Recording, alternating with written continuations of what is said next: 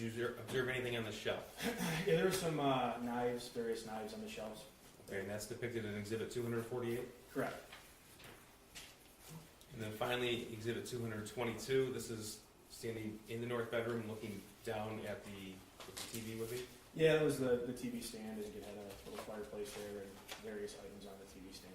Okay, so we mentioned the bathroom that was adjacent to these two bedrooms. This is Exhibit 223. Does this accurately depict what you observed that day? Yep, it does.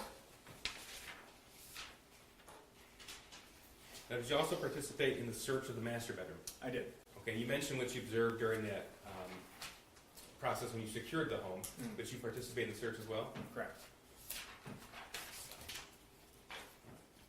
This is Exhibit 224. What do we see here? Yes, you'd walk into the master bedroom, which you'll see other pictures here, but to your immediate right in the master bedroom was the bed. And right when you walked in, this was the first thing you could see was the open gun box. And that box next to it is an empty box of 9mm ammunition. And this is exactly how we saw it when we did the initial search of the house, and then when we came back in, once the search warrant was granted, this is how it was when we came in. Okay. And this box right here is the empty box of ammunition, the red box? Correct, 9mm ammunition. This is Exhibit 225. This is the same master bedroom? Yeah, just kind of a different view, but that's that'd be when you make a right to the bedroom. The bed was against the wall, and that was one of the sides of the bed. Exhibit 226? Yep, same thing, just the other side of the bed. So that far window right there on the left would be the window that would face the backyard of the residence. Exhibit 227? Yep, far left side of the bed there. That's the outer window that faces the backyard, and there's just clothing on the ground. Okay, 228, this is still in the master bedroom? Yep, so that's the door there to the master bedroom. When you walked in immediately on This the right. is the door here? Correct. Yep. Okay. And on the wall there was armoire. On the far, or on the immediate right was that armoire. And this is Exhibit 229? Yep, just a different shot. That's the door. Immediate right's that armoire. To your left in that picture is the bed. Okay, just so we're clear, all of these pictures of the master bedroom were taken November the 30th before the room was searched? Correct.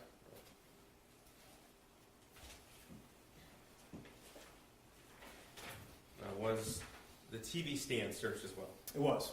Okay. And that's where James told you to look for the .22 caliber firearms? Correct. Exhibit 230, this is the TV stand I'm referring to?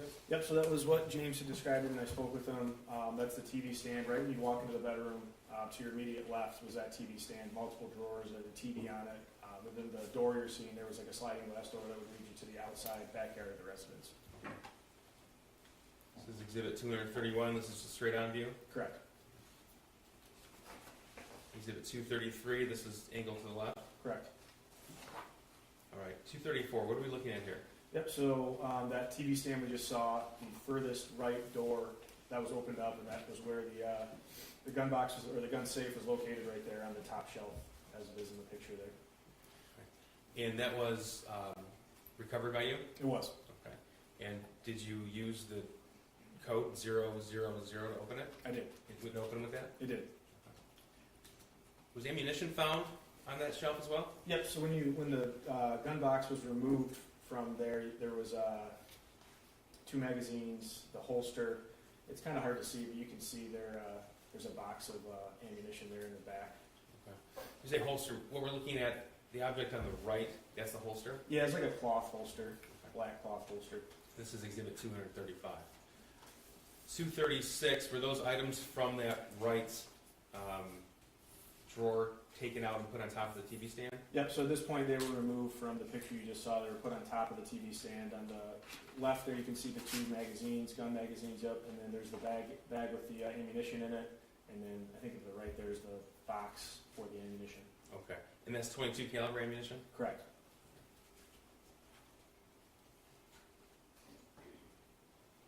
Okay, did you participate in the search of the kitchen as well? I did. First of all, here's 237. This is what, let me ask you, what is this picture? Yep, so the black firearm there is a .22 Kel-Tec handgun that was recovered when I opened the safe. The silver gun there is a .22 Derringer. It's a single shot gun that was also found in the safe once I opened it up. And then there was Another magazine there to the far left, which is kind of hard to see, and then there's some ear protection. The orange ear protection is also located in the safe when it was opened. So this is 238, what is this? That's the 22 Derringer that was recovered in the safe. And 240. Yep, that's the 22 Caltech handgun that was recovered in the safe. Okay, so this is 276. Can you tell us what we're looking at here? Yep, so that would be the kitchen. The pictures you saw earlier, that would have been on the right-hand side. When you saw the pictures of the kitchen, it's the refrigerator. Okay, so I'm gonna try to take us around the kitchen. Well, first of all, is there an island in the kitchen? Yeah, so when you're looking outside of the kitchen, there was an island in the middle. There was across from that was like a sink, some shelving units, and then across from the island is this, which is the fridge, more shelving units, all located in the kitchen. Okay. This is 278, so this would be on the other side of the kitchen? Yep, correct. So that would just be, and I described the other side of the island. You have the sink there on the left, the stove, and just various cabinets and other things in the kitchen there. Did you have occasion to search in this island here? I did. Okay. This is 277, that's the island I'm referring to? Correct. All right. Exhibit 253. Tell us what we're looking at here and where it was found. Yep, so on the far right corner there, you can see a black, which is later discovered to be a black gun box there in the far right corner. Let me back up for 1 second. So we're talking about, I'm sorry, this cupboard here, the right cupboard of that I island? believe it was, yes, the right Okay. cupboard, correct. And that's 277. Here's 253. Yep, so there in the far right corner, you can kind of see that black gun box was located there in the island on the right side of the island. Okay, and was that removed? It was. Okay. This exhibit 255, what is this? Yep, so that's just the gun box was taken out of there, and that's just the picture of the gun box. It was the gun box for that Caltech, that black firearm that was found in the bedroom. This is the gun box for that 22 handgun. Okay. And this is 256. What are we looking at here? Yep, so the gun box was opened. It was obviously empty. Besides that, cable lock was located inside of the gun box. If you look closely, you can see the keys to the to the cable lock there in the bottom part of the baggie there. That's how that was located when it was opened up. Did you or any other detective find any other locking mechanism for a firearm anywhere in the home? No.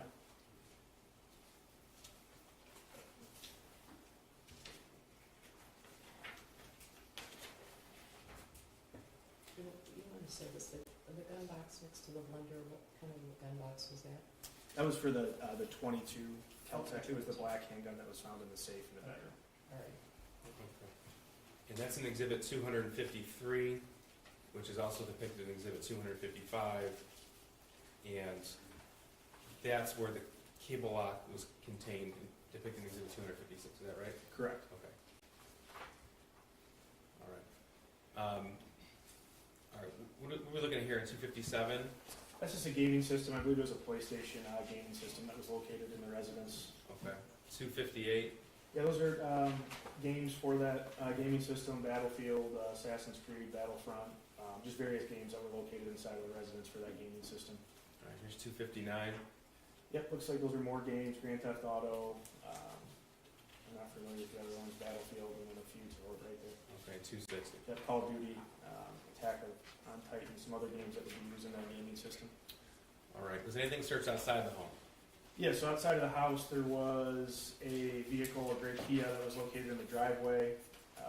It's Mr. Crumbley's vehicle. This is a picture of when the trunk was opened up, what was in the back of the vehicle. Was there a garage or shed associated with the home? Yeah, no garage, so the first picture we saw was the outside of the house. There was a driveway to the left of that led to the backyard. And then in the backyard, there was a shed in the backyard, but there was no enclosed garage or anything like that. Okay. Was the shed searched as well? The shed was searched, correct.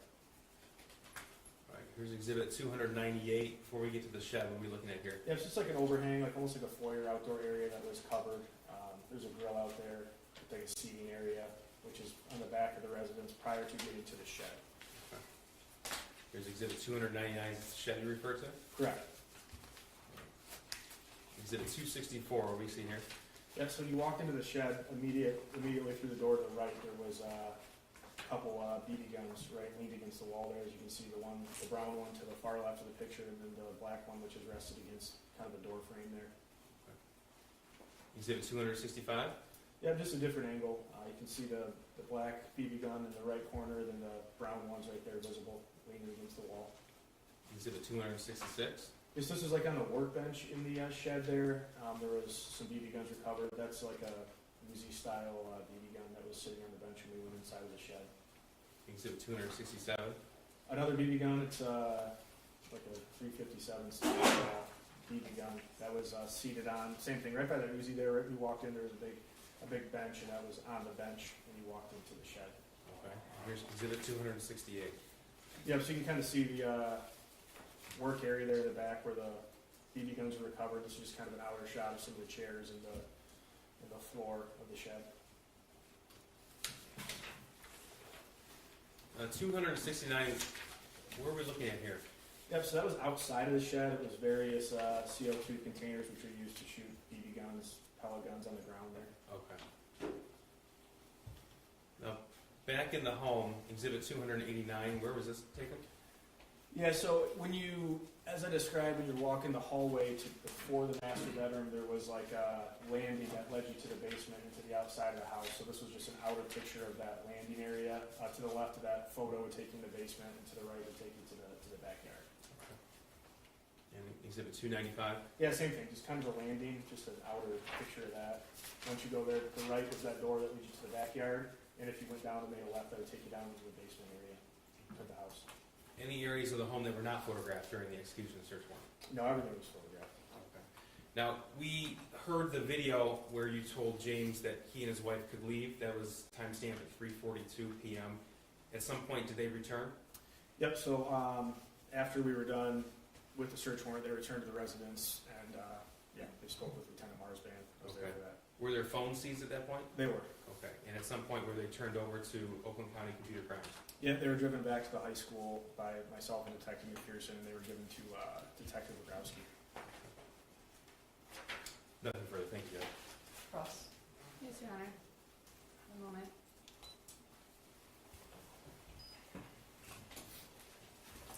Good morning. Morning. I'm going to take you back just to the beginning of your direct. In exhibit, I don't know if this is going to log on. In exhibit 205, There we go. there we go. Exhibit 205 is the map that was drawn, excuse me, the map that was drawn of the Crumbley residence. Correct. And this is of the interior of the residence, you agree? Correct. Now, you also looked at the exterior of the residence because you went in the shed in the backyard, correct? Correct. And if you recall, it's a fairly deep lot. Yeah, it's got a large backyard. Okay, so what you see from the street, the house is closer to the street than closer to the back of the lot. Would that be fair? That's fair. Okay. So it's not like a small backyard. It's fairly deep, which means that there's a lot of space between the back of the backyard and the front of the house. Is that fair? Yeah, so there was a fairly large fenced-in backyard. I don't know exactly how big, but yeah, I mean, it was large. There was a lot of space. Thank you.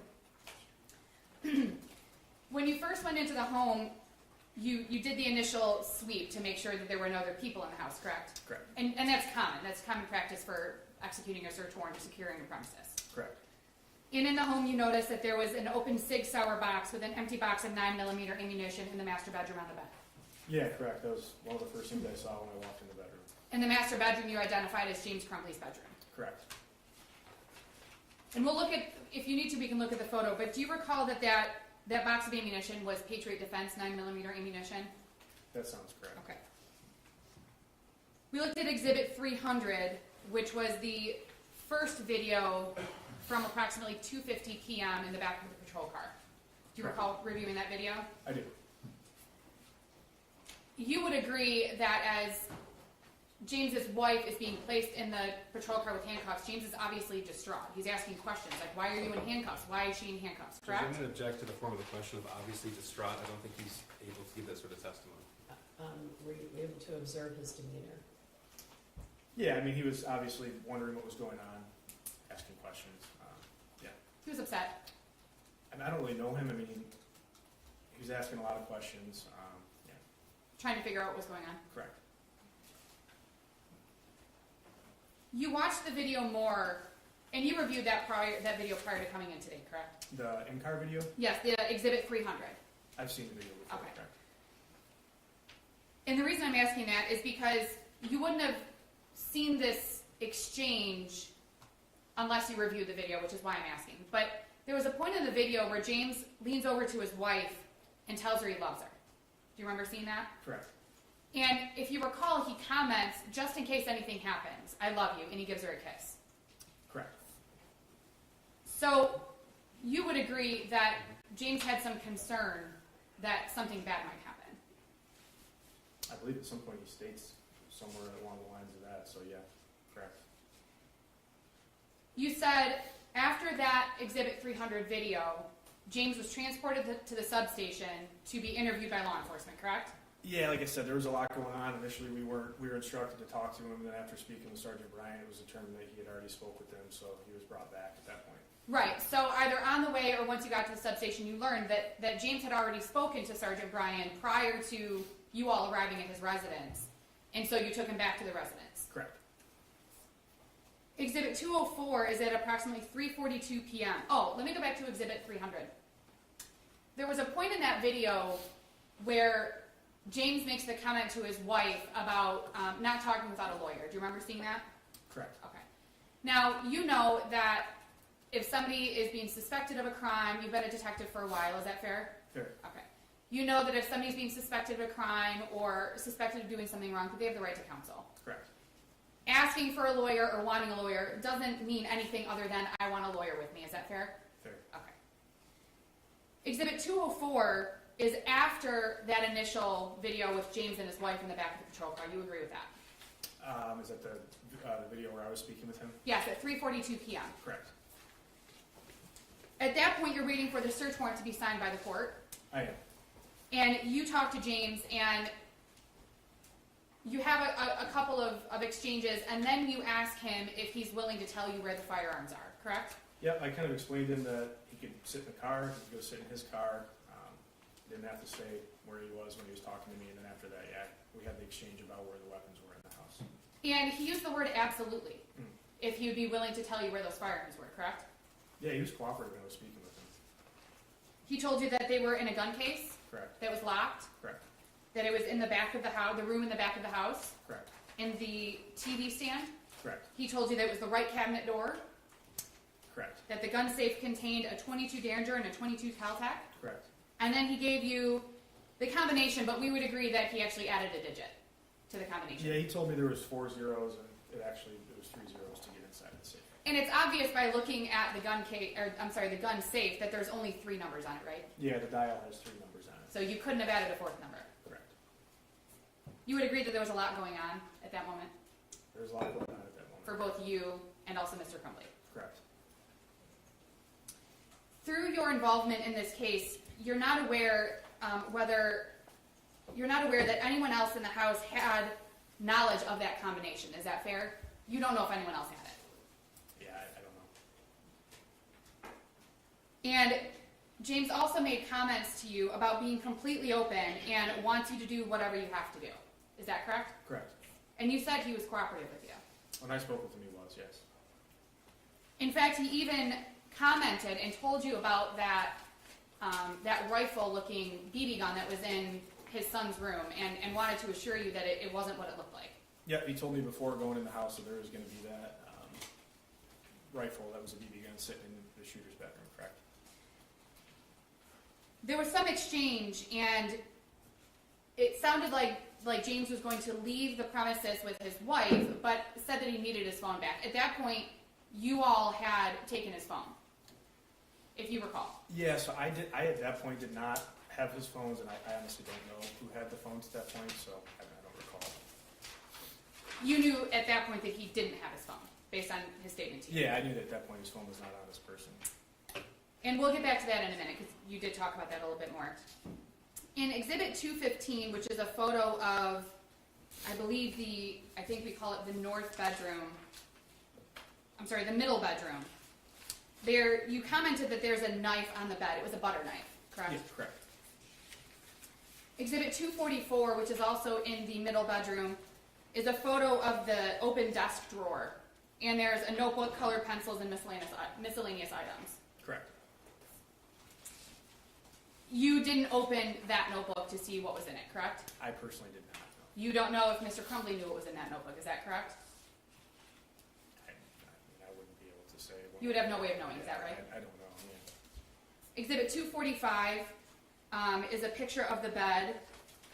I'm sorry, it's a picture of another notebook in the desk. It's a green notebook, correct? Correct. Same questions. You didn't open that notebook. I personally did not open that notebook. You don't know what's in it. I do not know. You don't know, you have no knowledge whether Mr. Crumbley knew. I wouldn't be able to say one way or another. 246, it's a photo of an empty bottle of Canada House whiskey next to the bed. Correct. You don't know how that bottle got there? That was there when we came in the house. Right. You have no knowledge of how it got there, who had it, who put it there. You have no idea, you just know that it was there. Correct. Exhibit 220 is a picture, I believe, also of this is the second bedroom, so I believe this is the north bedroom. Exhibit 220 is a picture of the bed, and that would be, is that a yes? Yes. Okay. And that would be Mr. Crumbley's son's second bedroom. That's what it's been referred to, correct? Correct. Exhibit 240, I believe it's 247, can't read my own writing, is a notebook that's open on the bed. You recall seeing that photo? Correct. And inside that notebook there are photos of gun drawings. Correct. That notebook from 247, if you recall, is the same notebook from 220. If you'd like to see the photos, I can Yeah, pull so them in up. all honesty, I didn't have a ton to do with those notebooks. I recall seeing those in there. I don't know where that one came from. Okay, Yeah. okay. If you recall from Exhibit 220, the notebook is closed or not displayed open, and it's under some items on the bed, if you recall. Correct.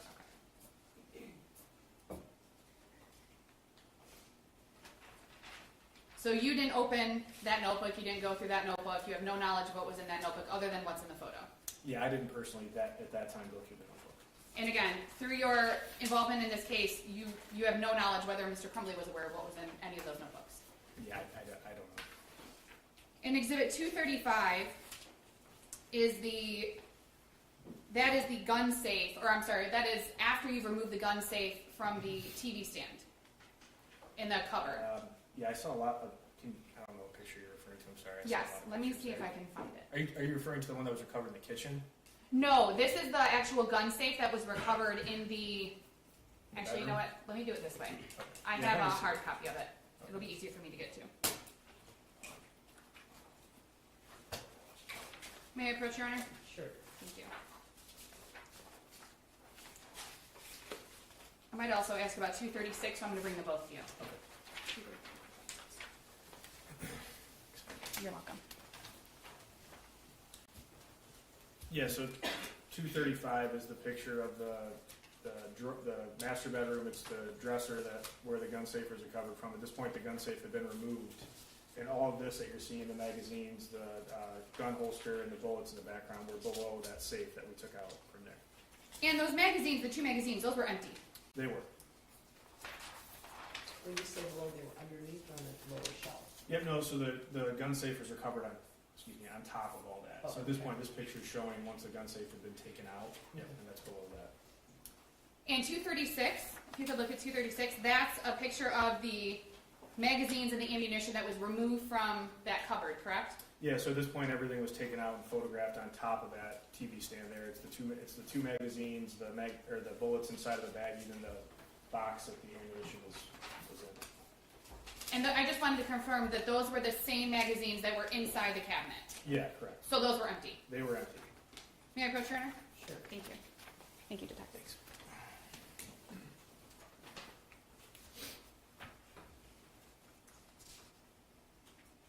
When you were discussing Exhibit 256 with the prosecution specifically asked you if there were no other locking mechanisms found in the home. Do you remember that question? I do. You arrived at the home after, if you recall, after 2 p.m. on November 30th of 2021. Yeah, it was short. It was around the time of the first video we saw. I don't know the exact time, but around the first time of the video we saw. The first video. So it's fair to say you have no knowledge of what was in that house prior to your arrival at approximately 2:50 on November 30th of 2021. Yeah, I can only speak to what I saw when I went inside the residence. I don't know what was there prior. You can't say whether or not there were any additional locking mechanisms in the house that morning. Is that fair? You have no knowledge of that. Again, yeah, I can only speak to what I saw, what I found. I don't know what was there prior. Exhibit 260, you went through some photos of video games. 257 was some video game, the gaming system. 258 were video games. 259 was more video games. 260, if you recall, and I can hand you the exhibit if you'd like, was Call of Duty and a game that you weren't familiar with, Attack on Titan. Correct. Did you need to look at that exhibit? No, I Okay. Call of Duty, based on your testimony, it sounded like you were a little familiar with Call of Duty. Yeah, I don't play video games, but obviously I'm familiar just with seeing commercials, and I'm aware of what Call of Duty is. Okay. And on the front of on the cover, it has WW2 for World War II. Is that correct? Correct. Call of Duty, you would agree, is a type of military video game. Correct. It's what would be described as a first-person shooter video game. Correct. And if you know, and if you don't, please tell me you don't know. A person playing Call of Duty is a person holding a firearm in the video game and engaging in combat. If you know. Honestly, I'm probably the last person to test about video games. I don't play video games. I don't know. But to your knowledge, it is a military video game, which is a first-person shooter military video game. Correct.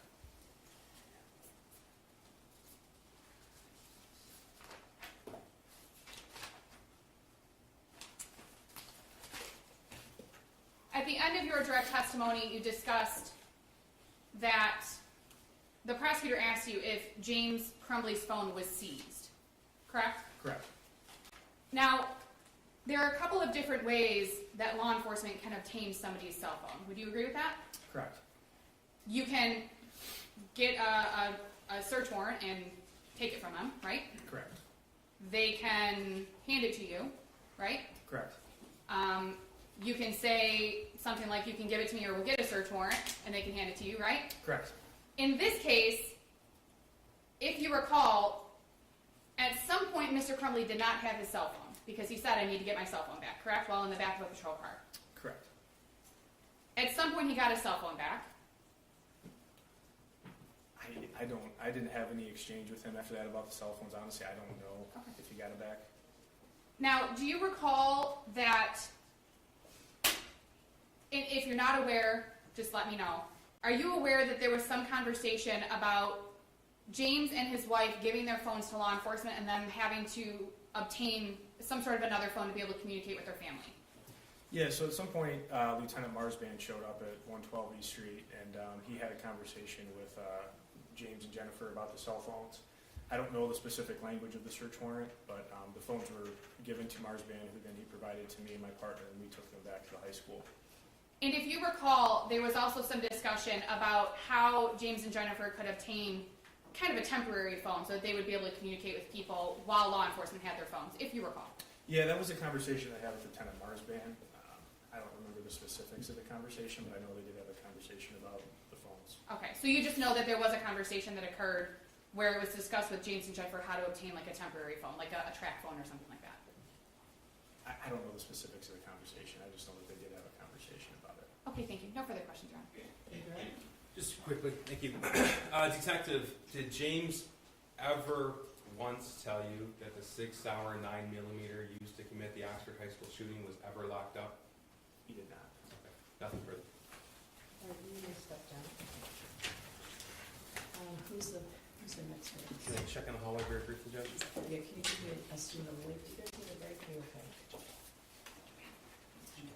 Is it long, This short? is a shorter witness, but I think we're signaling we need a break. What, you want a break?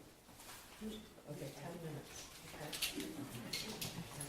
All rise for the jury.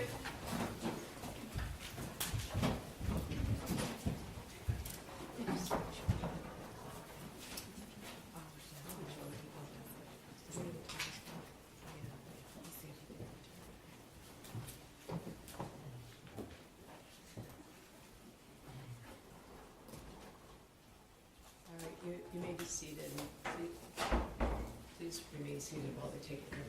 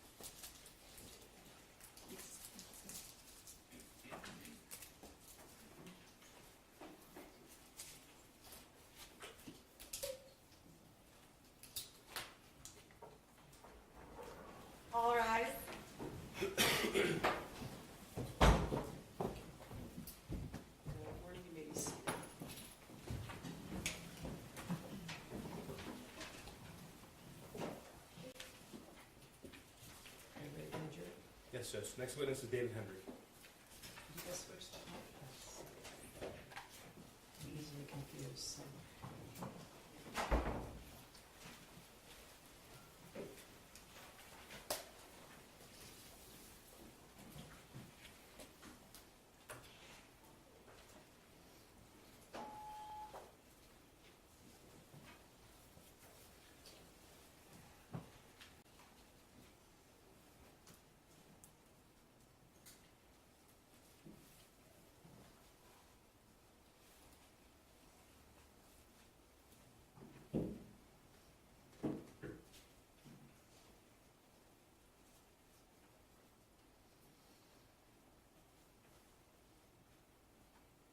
It's on. Thank you.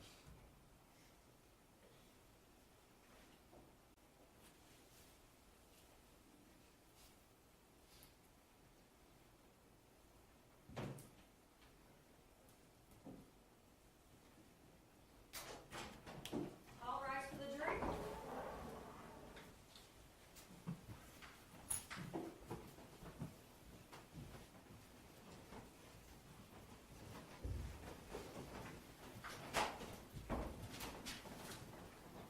You may be seated.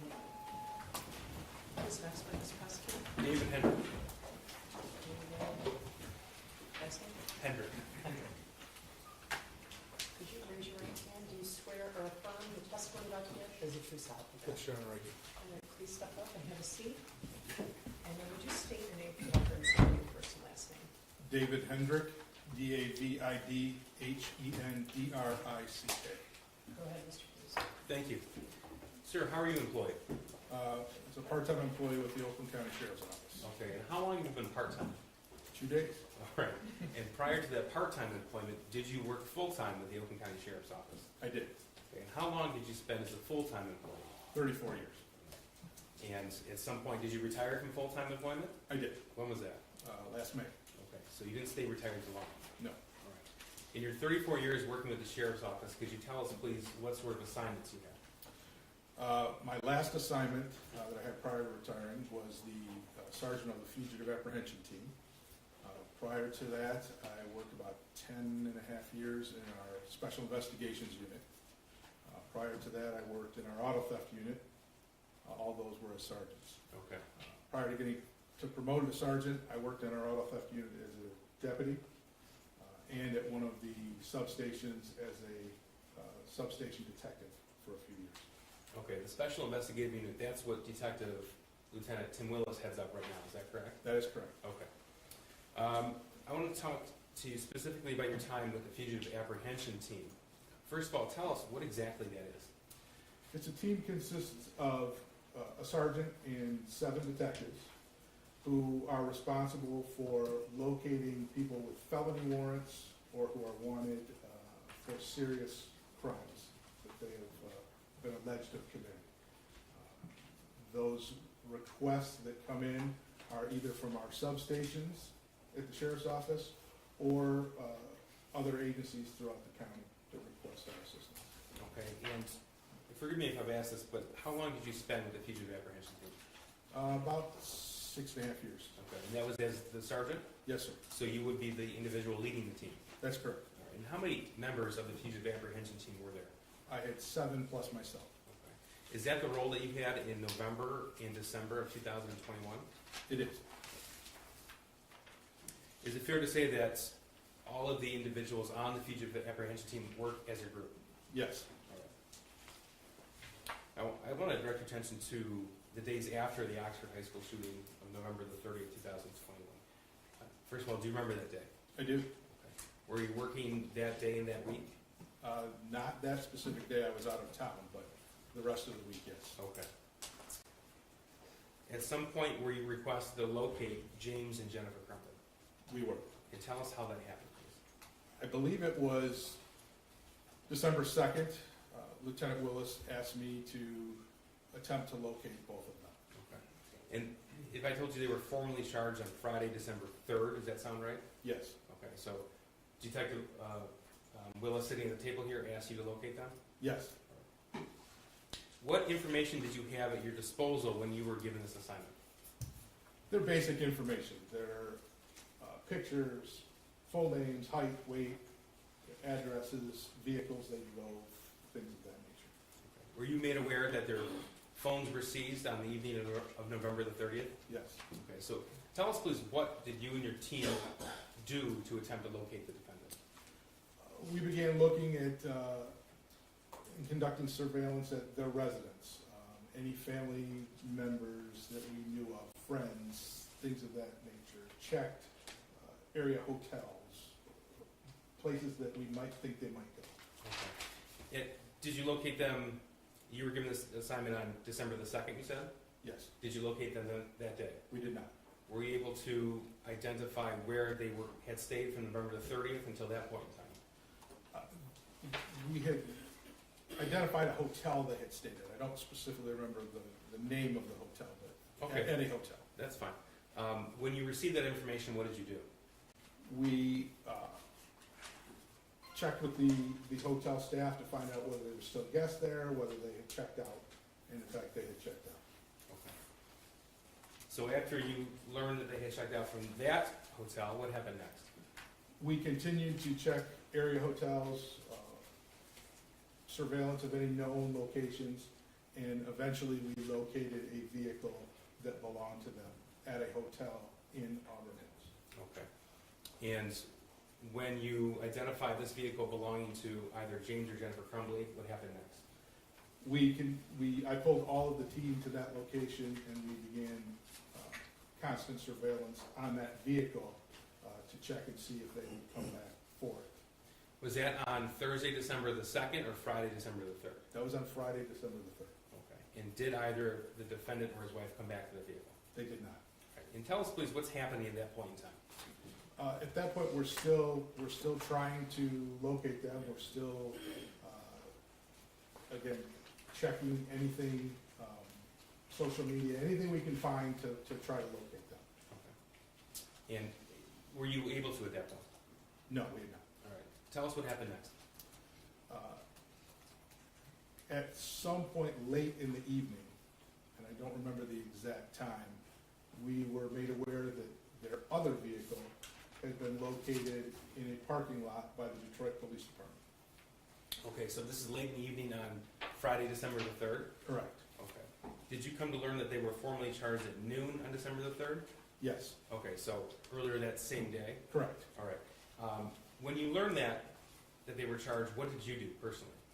Myself and one of the other detectives went to what we learned was their attorney's office and checked the office parking lot or surrounding parking lots to see if their vehicle might be there. By chance, they would be in the office with the attorney. Upon not finding the vehicle, we went in and made contact with one of their attorneys. Okay. And without telling us what was said in that conversation, did you find either James or Jennifer Crumbley there? Did not. Okay. And at that point in time, they had the same attorney, is that correct? It's my understanding, yes. Okay. And so would that have been before noon on December the 3rd or after noon, December the 3rd? It was afternoon. Okay, so after they were charged. Yes, All right. And backing us up a little bit in the timeline, it was after that the vehicle belonging to one of the defendants was recovered? yes, several hours later. Several hours later. Okay, thank you. Later that evening, Friday, December 3rd, what did you learn? That the vehicle was located in the parking lot in the business in Detroit. Okay. So another vehicle belonging to either James or Jennifer Crumbley was located in Detroit? Right. All right. Tell us what happened next. At that point, I left one person sitting on the vehicle in Auburn Hills, just by chance they came back to it. And the rest of the team and myself went to Detroit to attempt to locate them somewhere in the area of the vehicle. Okay. The law enforcement personnel involved in this endeavor, was it contained to just the 7 of you? No, sir. Okay. Tell us what you encountered when you went to the location where the vehicle was found. Originally, when we got there, there were several Detroit police officers that had the street blocked and had the car secured in the parking lot.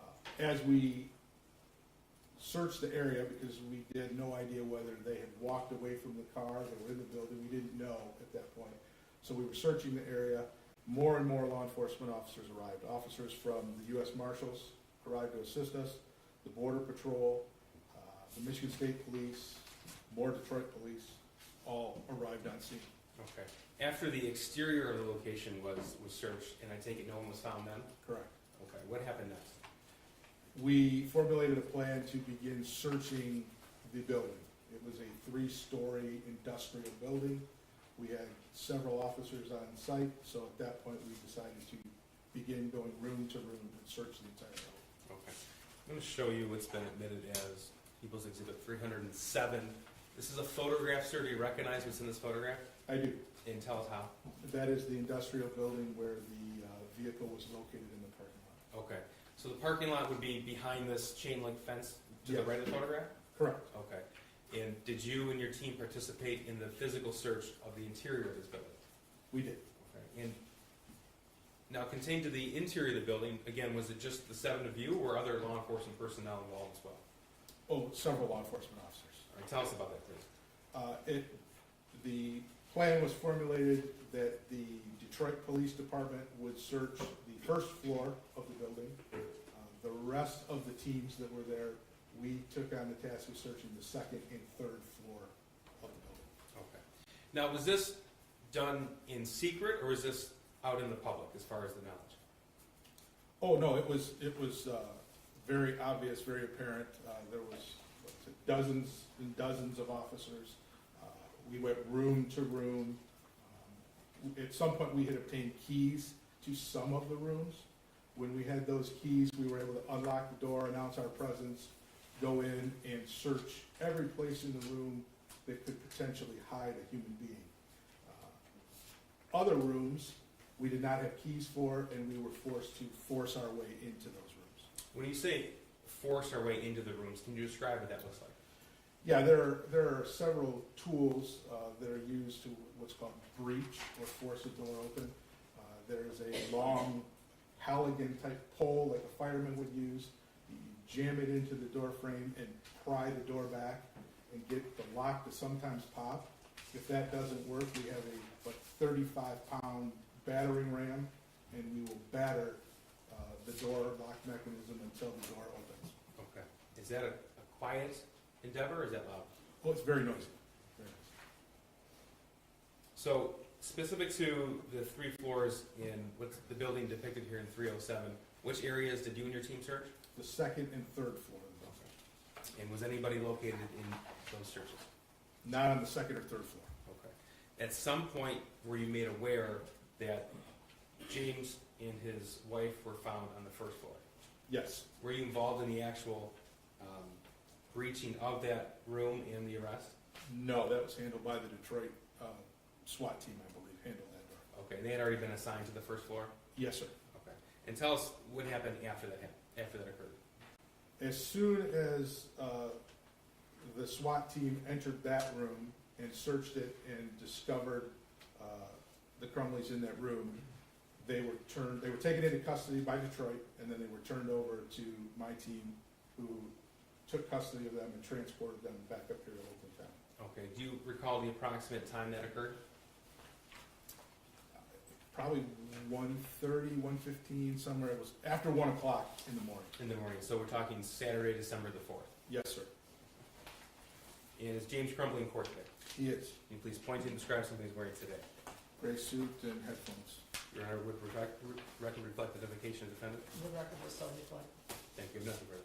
Cross. Yes, Your Honor, thank you. Good morning. Good morning. Your involvement began on December 2nd of 2021, is that correct? Yes, ma'am. You were out of town on November 30th. Is it safe to say you were aware of the shooting that occurred at Oxford High School on November 30th prior to your involvement? Yes. Now, your involvement was as the sergeant of the Fugitive Apprehension Team. Correct. It's also called FAT, is that correct? Correct.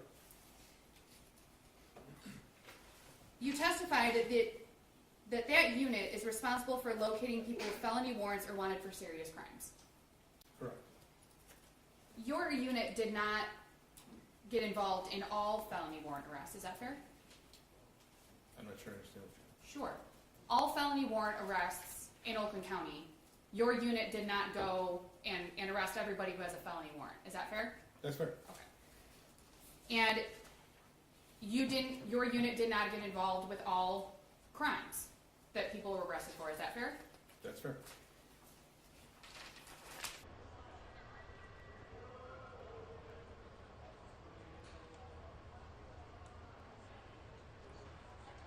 And let me clarify. So we know, and we heard some testimony previously, that there was a warrant issued by the court, correct? Correct. In this case, correct? And based on your experience, you were a law enforcement officer for 34 years, you were a detective for a number of years. You know that somebody who's accused of a crime and charged can walk themselves into a court, correct? Correct. With or without an attorney, right? Correct. And that includes for felonies. Correct. Their attorney, you're aware that there have been times where their attorney has arranged, sometimes with the detective, sometimes with the prosecutor's office, in various ways. Their attorney can arrange for them to be turned in to the court or the police department on a specific day and time. Is that fair? Sure. The other ways are involving your former unit, Correct. and that's done by law enforcement. The attorneys don't call you up and say, hey, can you come get my client? That's the police who say, go get this person. Correct. And then obviously other agencies can get involved with our other arrests as well. Is that fair? Yes. In this situation, your involvement was requested prior to Mr. Crumbley being charged. Yes. You testified that your involvement was December 2nd of 2021. Yes. You were contacted, and I don't know if this was clear, you were contacted by Lieutenant Willis. Yes. He contacted you on December 2nd of 2021 and asked you to locate James and Jennifer Crumbley. Yes. Now, did you learn as part of your involvement or as part of getting that initial information that there were some concerns? Well, let me go back. You're aware that after the Oxford High School shooting that people were scared. Is that fair? I'm talking people in general. Possibly, I would assume. Angry, Sure. upset. Sure. It was very public what had happened on November 30th of 2021. Yes. The shooter's name became public shortly after the shooting. Yes. If you recall, and you may not know, but if you don't know, please say you don't know, that Mr. and Mrs. Crumbley's residence was made public. That I don't. Did you learn during your involvement in this case that there were some concerns over the safety of James and Jennifer Crumbley because they were the parents of the Oxford High School shooter? I was never made aware of that. So all you were made aware of was that James and Jennifer Crumbley needed to be located. Yes. And the first place you went was their residence. Yes. They weren't there. Correct. You eventually determined and learned that they had been at a hotel in Auburn Hills from November 30th to December 3rd, the morning of December 3rd. I'm not sure if they were there that entire time, but that's where we ended up finding the vehicle, was at that hotel. And did you also learn through your involvement that they registered at that hotel in Jennifer Crumbley's name? I don't specifically remember whose name it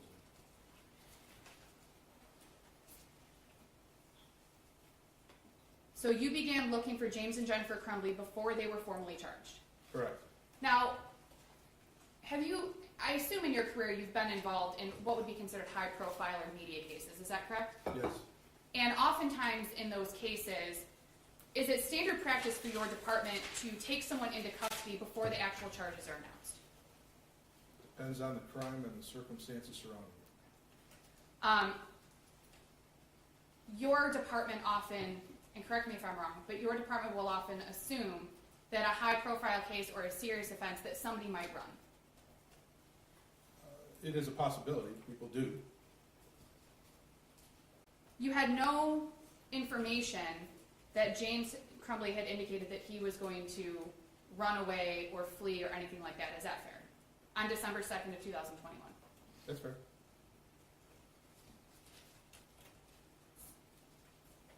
You were aware that James and Jennifer Crumbley did not have their phones after November 30th of 2021 because they had been either given to or taken by law enforcement, but law enforcement had them in their possession. Yes. Did you also learn during your early involvement in this case, or at any point, that James and Jennifer Crumbley had obtained track phones or pay-as-you-go phones or things like that? Yes, And did you learn during your involvement in this case that those phones were obtained because James and Jennifer wanted to be able to contact family in the early days after the shooting? I was not aware of the reason behind obtaining those phones. Did you also learn during your involvement in this case that James and Jennifer Crumbley obtained additional phones in the same phone number of the phones that were given to law enforcement? I did learn that, but I don't remember at what point in our investigation I learned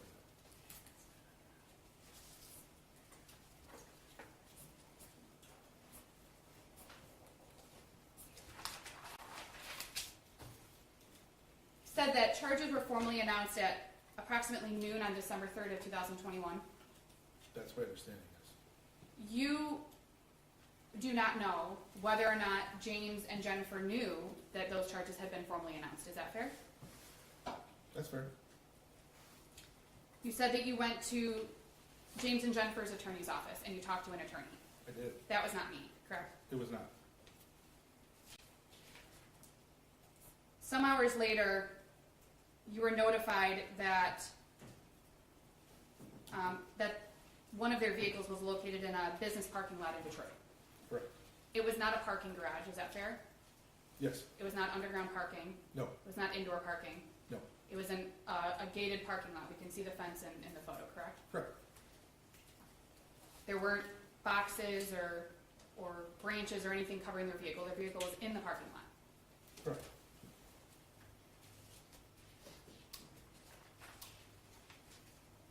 And at some point during your involvement between December 2nd and December 3rd, were you also made aware that there were going to be some attempts to do an alternative to what we talked about earlier when it comes to turning somebody in, that Mr. Crumbley may be walking himself in to be arraigned on the warrant after he'd been made aware of it, if you recall those conversations? I had conversations with an attorney, but I'm not sure what I can go in. Yes, and I'm not asking you about the details of the conversation, just if you had some knowledge that there was an indication that Mr. Crumbley was not running, but that he was in fact going to turn himself in. Again, without giving... Yeah. Judge, I object to this whole line of questioning. I think it's getting close to speculating what the purpose of what a hearsay conversation would be, and it could open the door to other things. Well, yeah, are you gonna open the door to that? I can move on, Judge.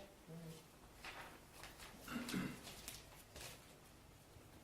At no point during your involvement in this case were you told James Crumbley is absolutely avoiding these charges and will not be turning himself in. At no point were you told that. There's the same question, same objection to the same question, just asked differently. Well, and who is he being told that by? It could be anybody, Your Honor. His involvement was requested by Lieutenant Willis. He had multiple police officers involved. There were multiple people involved in locating Mr. Crumbley. I'm just asking if he was ever given knowledge that was going to happen. Just as a response, he's testified to what his job was. He was given an assignment, and he carried it out. Well, I don't know, I guess you gotta be careful what you wish for, right? Thank you, Judge. Yeah, you know.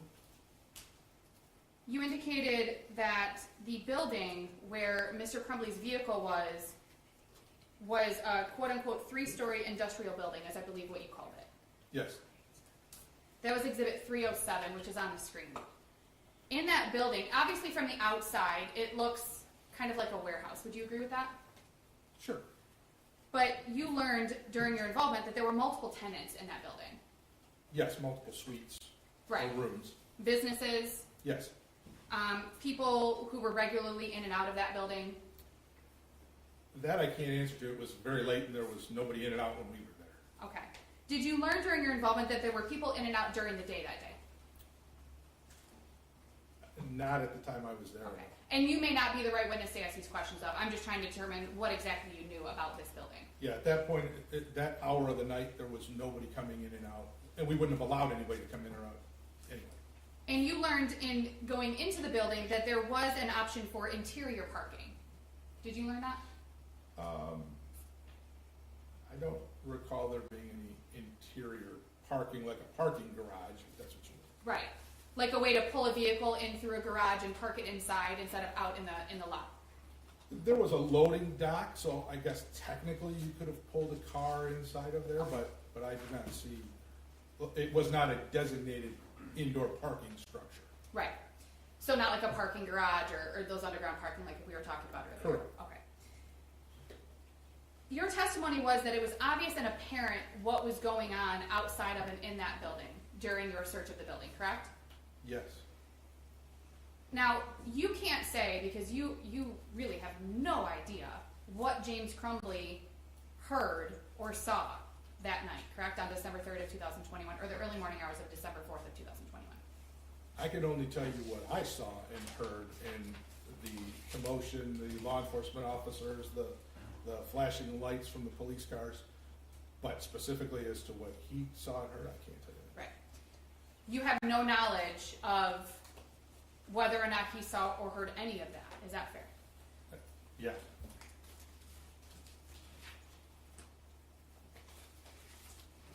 You were not part of the arrest of James Crumbley after entry was made by DPD's SRT unit, correct? Correct. I have no further questions, Your Honor. Redirect. Thank you. Sir, who were you given this assignment by? Lieutenant Wood. Okay, and you were asked to locate James Crumbley on December the 2nd, not arrest him on December the 2nd, is that correct? Correct. And that's not uncommon for an officer in charge to contact the fugitive apprehension team to locate a suspect, is it? No, that's not uncommon at all. Okay. And the goal as a member of the fugitive apprehension team is a peaceful surrender? Yes, Okay. Is that why you reached out to Mr. Crumbley's attorneys? absolutely. Okay. And there were no arrangements made to you to turn the defendant in on Friday, December the 3rd, were there? No. Nothing. All right, you can step down when you're excused. Thank Thank you. Who's next, please? Luke Curley, Judge.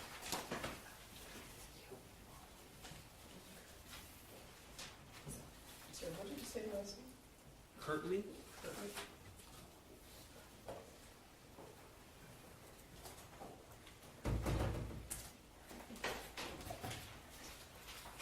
Good morning.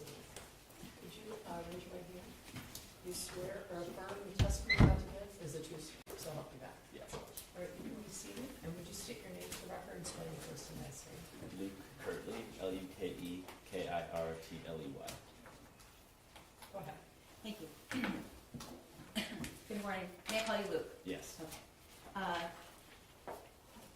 We're just, one moment, we're having a little technical difficulty. Are we all set? Okay. This one is, oh, there. Okay.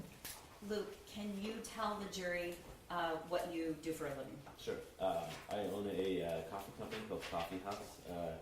We roast and import coffee here in Detroit. And you roast and import, but do you do any, are you okay? Yeah. Okay. Sorry. Do you do anything else with, you have a store, do you sell coffee from Yeah, it yeah. and kind of? Yeah, so we sell to about 100 different businesses around Metro Detroit, so coffee, tea, products like that. And then we have our own cafe up at Somerset Mall as well. And where's your business, the roasting and importing, where's it located? So the roasting and importing side of things, all the manufacturing is done at 1111 Bellevue Street in Detroit. In Detroit. Mhm. And can you tell the jury about what area that is in Detroit? Yes, it's in a neighborhood called Island View, which is like mostly industrial buildings. It's basically situated a block off of where Belle Isle is located. So generally East Detroit is kind of the consideration here. Okay. And I want to draw your attention to November 30th of 2021. Was your business at that location at that time? Yes. And were you residing near or around your business? Yeah, at the time I was living, maybe a mile away, pretty close though. Okay. And let's just take a moment and can you tell the jury what this building is, how much of the space you occupy, and what it's used for? Sure. So it's a industrial building that was built in around 1920s. Originally they built like pickup trucks or something inside of there, but now the current owner has it basically for different tenants. So we occupy about 3,000 square feet in the building. I'd say there's probably 5 to 10 different tenants who rotate in and out every now and then. The building itself is basically split up into like 1 to 2,000 square foot units itself. So at any time, I'd say there's on average 10 tenants in that building at any given time. So. And are they all the same type of tenants? No, all completely different people. Like our neighbors, they like breed rare plants, Okay. Tons of different stuff. All right. And on the first floor, is that where you are? Yes. All right. Mhm. Who else is on the first floor, if you know? So there is the rare plant place, and then there's somebody who packages like fine art. There's a painter who does just like hobbyist work, and then I think that's it for us on the first floor. I don't know if there was somebody else in there at the time, but I think it was just that 4. Okay.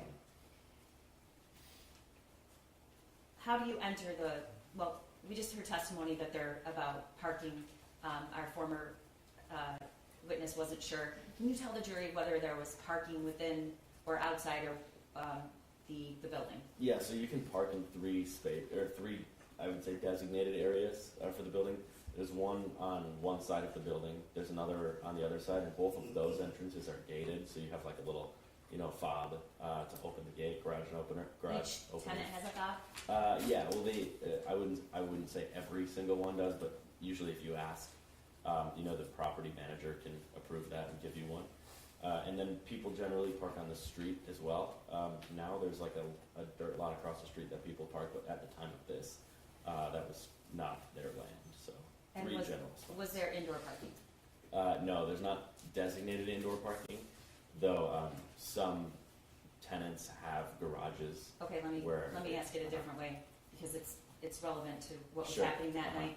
Do you use that building space for anything other than just your business? So on the 3rd floor of the building at the time, I used our garage storage area to put one of my cars away. All right, Mhm. and just briefly, because it relates, Yeah. what's your relationship with cars? Okay, so I just Your I'm a Honor, I general. would object to the relevance.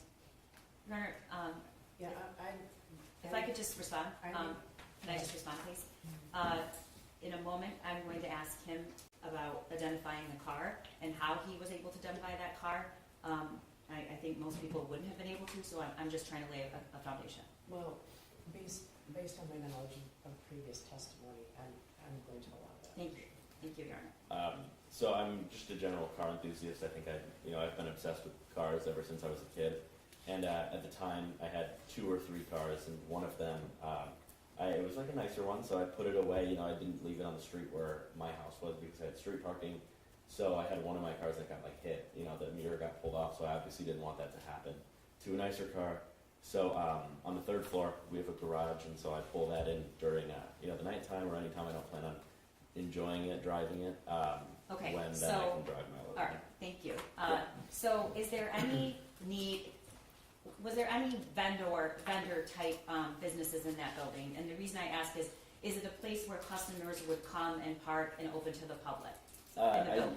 I would say that it's generally not like a public building. There's not present retail in the building. There's not like, for example, our roastery doesn't have a coffee shop or any cafe component. It's strictly like a business Okay.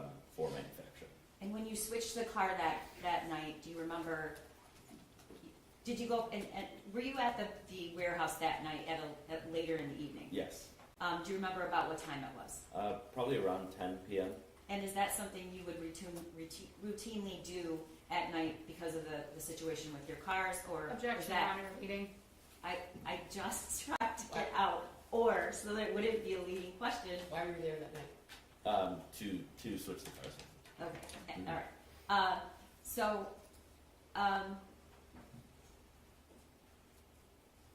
talk to me, or tell the jury, what, if anything, you knew about the Oxford shooting or the Crumbleys that Sure. evening. Yeah, so I was generally aware of obviously the news that had happened.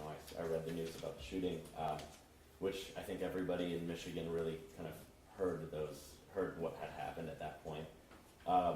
Early in the day, I remember seeing a poster about the parents being on the run, And Okay, so, you're gesturing your hand, and when you say poster, and first, do you remember, was that November 30th of what day was that? I assume it was the same day that this happened. Okay, Earlier well, in the let day. me back up. Sure. The same day that they were charged, or the same day that the event happened? Objection, Your Honor. I don't think that there's been testimony that Mr. Kirtley is aware of when they were charged. Okay, well, I think she's trying to, he said the same day that this happened, so she's clarifying if he means the encounter The at encounter. Bellevue or the shooting. The encounter. Okay. Do you remember the actual day that this occurred that night? The 30th of November, I believe. That was the shooting. Do you Oh, remember the day then- what date it was? If I said December 3rd, does that make sense to you? It seems correct. I don't know, like, if I remember it off the top of my head, the exact date. Backing up, you were Mhm. motioning to your hand and saying poster, and I'm what So are I saw it on Facebook. okay? Uh-huh. And what did you see? So it was a poster. It was essentially like a wanted poster. So there were pictures of the parents, a picture of the car, the license plate was on there, and then I think just general information about what had happened. Were you aware that law enforcement was looking for the Crumbleys? Yes. And do you remember about what time you arrived that evening? Around 10 p.m. Okay. And tell the jury what, if anything, you saw when you entered the parking space. Is it, well, first of all, Mm-hmm. when you go there at that time of day, is there usually anybody in the parking lot? Not really. There's a couple tenants who like leave their cars there. There's like a work van for a millwork company, but generally there's not like many vehicles that hang out in that lot overnight. Okay. So you drive into the parking lot, and Mhm. what do you see? So originally, so I drove into, if you're facing the front of the building, I always park on the right side, so there's two lots, left, right. And I just have a fob for the right lot. It's two different ones. So I pulled in, was just doing my thing. Generally, there's some cars there. So, when I saw this car that was backed into the spot in the corner, originally I didn't pay any mind to it. I was Okay, just when you like- say this car, what do you mean? So you Sure, drove I'm in, you talking- did see a car? I did see a car, yeah. Okay, can you And tell so the it was, jury where it was? Yep, so it's backed in it was like if I'm facing the front of the lot, it's a rectangular lot, and it was in the back right corner. So probably the furthest spot from the building entrance in theory. And was it backed in with the front out, or was it the other It way? was backed in with the front out. Okay.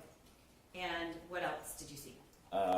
So I saw that car there, but originally, didn't pay too much attention to it, and then walked into the building, and then when I walked out of the building, was when I was really kind of like met face to face with the front of the car, and that's when I remembered, the original wanted poster. I saw, being like a car enthusiast, I saw that, and it just kind of stuck with me. It was like a newer Kia, so I had just not seen that car in person before. So like when I saw it, I was like, oh, that's a new Kia, and when I saw it, I was like, oh, that's like that new Kia, So you can tell by looking at the front of the car, it was a new Kia? Yeah, so if you looked at the poster, it was like that stock image of the car, you see like on websites and everything.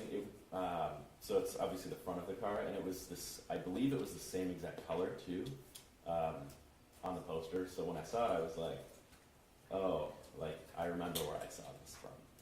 Okay, one moment, Your Honor.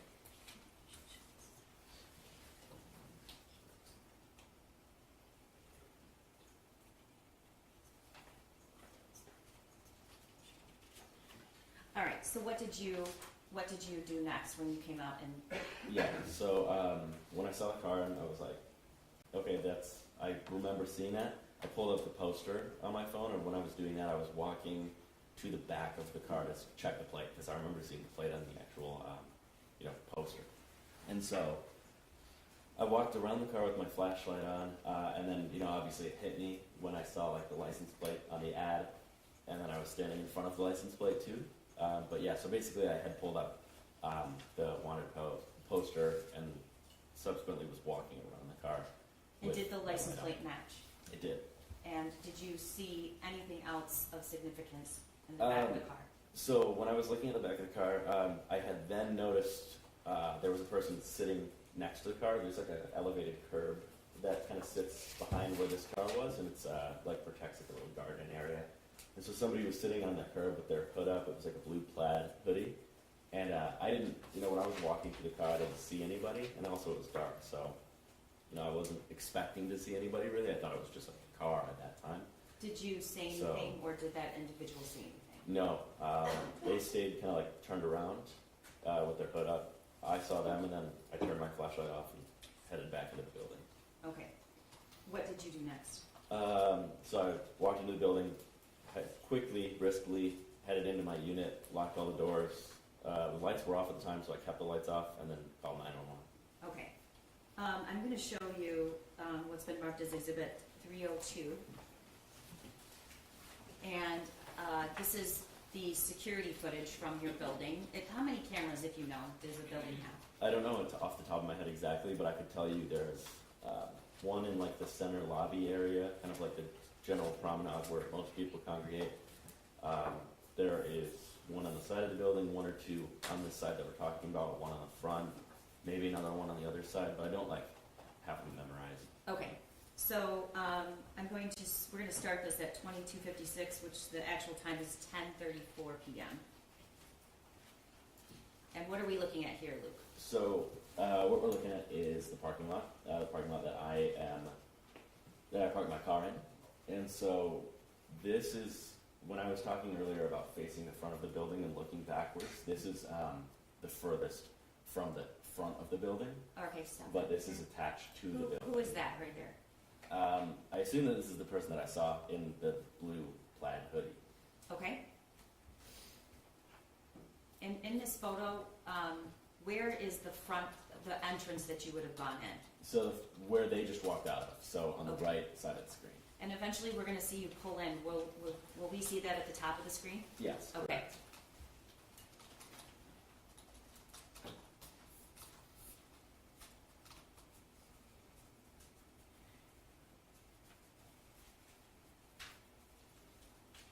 Is that your car? I assume so. I'll know once I see the roof rack on it. But time checks out. Okay.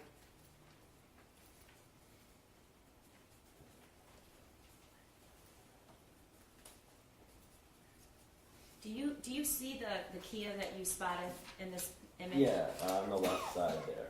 Okay. It's kind of hard to see. Okay.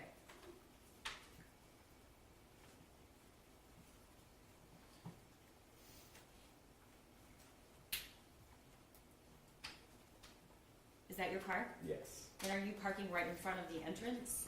I mean, not like directly in front of the door, but one or of two the close spots. parking Yes. spots? Okay.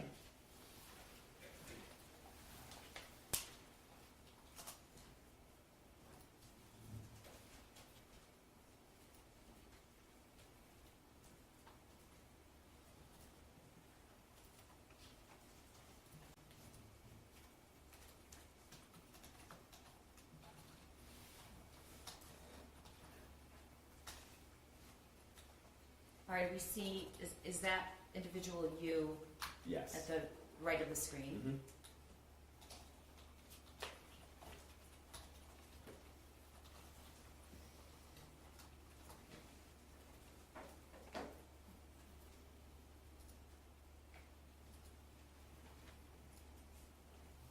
And is that you going back into the building? Yeah. Okay, what's happening there? Um, Did you go out to your car to look at the car? no, I think that I think this is when I just first noticed the car. Like, I think I just saw myself look over and just, it looks like that Okay. checks out. I was probably just grabbing something that I All passed. right, and that's you right there? Yes. Are you holding anything? My phone.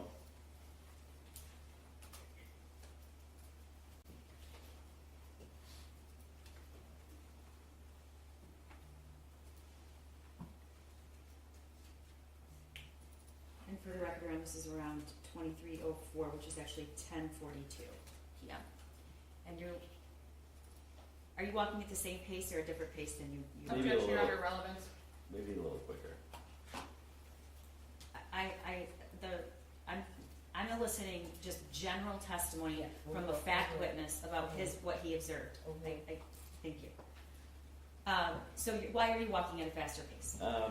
Probably probably a lot of emotions going on at that specific time. At the time when I first went to the car, I didn't expect to see anybody. So when I did, I was like, okay, I want to get safe inside. Okay, and we're gonna play exhibit 303, which is the 911 call. And were you feeling any emotions during that call? Yeah, definitely, for sure. That's something that I feel like, well, I've personally never experienced before, is like that type of connecting the dots like that. And I hope everybody else doesn't. Okay, It's a lot. all right. Call on Friday, December 3rd, 2021, 10:43 and 14 seconds p.m. Detroit 911, what is the address of the emergency? 1111 Bellevue Street. Repeat the address for verification. 1111 Bellevue Street. What's the part across street? Lafayette and Bellevue. Tell me exactly what happened. The people the parents of the shooter that are running away, they're here. Sir, I'm not sure what you're referring to. You have to be more specific. Tell me exactly what happened at the location. What's going on now? Okay, so the Oakland shooter, the kid, has the two parents that are on the run right now, and it says, Oakland County said, call if you see anything. And I just went to go park my car and switch it around at my office, and there was a Kia that looked like their car, and I walked around and checked the license plate, and it's their car, and the woman is here, and that's next to the car, The woman is where? sitting next to her car in the parking lot. She's sitting next to her vehicle on the ground or in another vehicle? On the ground. Okay, and what kind of vehicle is this, sir? It's a 2021 Kia, the black Kia SUV, in the parking lot. Was anyone inside of the vehicle? I don't know. You said if you walked around the vehicle and looked inside. You didn't. I walked back to look at the license plate because I saw online that car was matching. Do you have the plate number? 1 second. It's DQG5203. Repeat that plate for me. DQG5203. Okay. And the vehicle is parked in a parking lot and the mother is home. Yes. It's next to my car in the parking lot. I'm inside my office now. And the mother is sitting on the ground. What is she wearing? Yes. She's wearing a hoodie, but I don't know what kind. What color is the hoodie? I don't know. I think it was plaid, but I saw her for a glimpse and then I ran inside because I like my. So you're not sure what color the hoodie was, but you've seen her sitting there? Yes. Okay, so what's your name? Luke. Okay, well, we'll get you in that area. Thank you. Okay, I can't believe it. They're here. Okay. That's it. Do you want me to stay on or am I? No, sir, you're fine. Okay. All right. Yeah, they're here. That's crazy. Like that. Those are the people we're looking for. Okay, so they'll be there to show us. Thank you. Yes, thank you. Bye. Okay, Luke, did you make that call as soon as you got inside? As soon as I got my office. Okay. So yeah, I mean within 30 seconds. All right, and I want to go back to the previous video and finish that to show what happened after you went inside. Yes.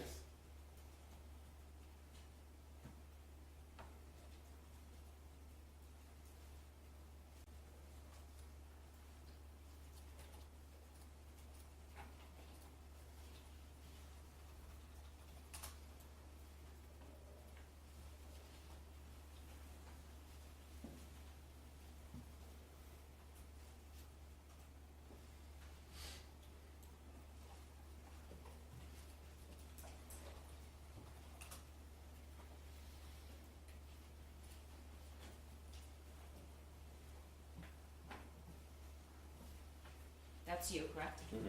Okay.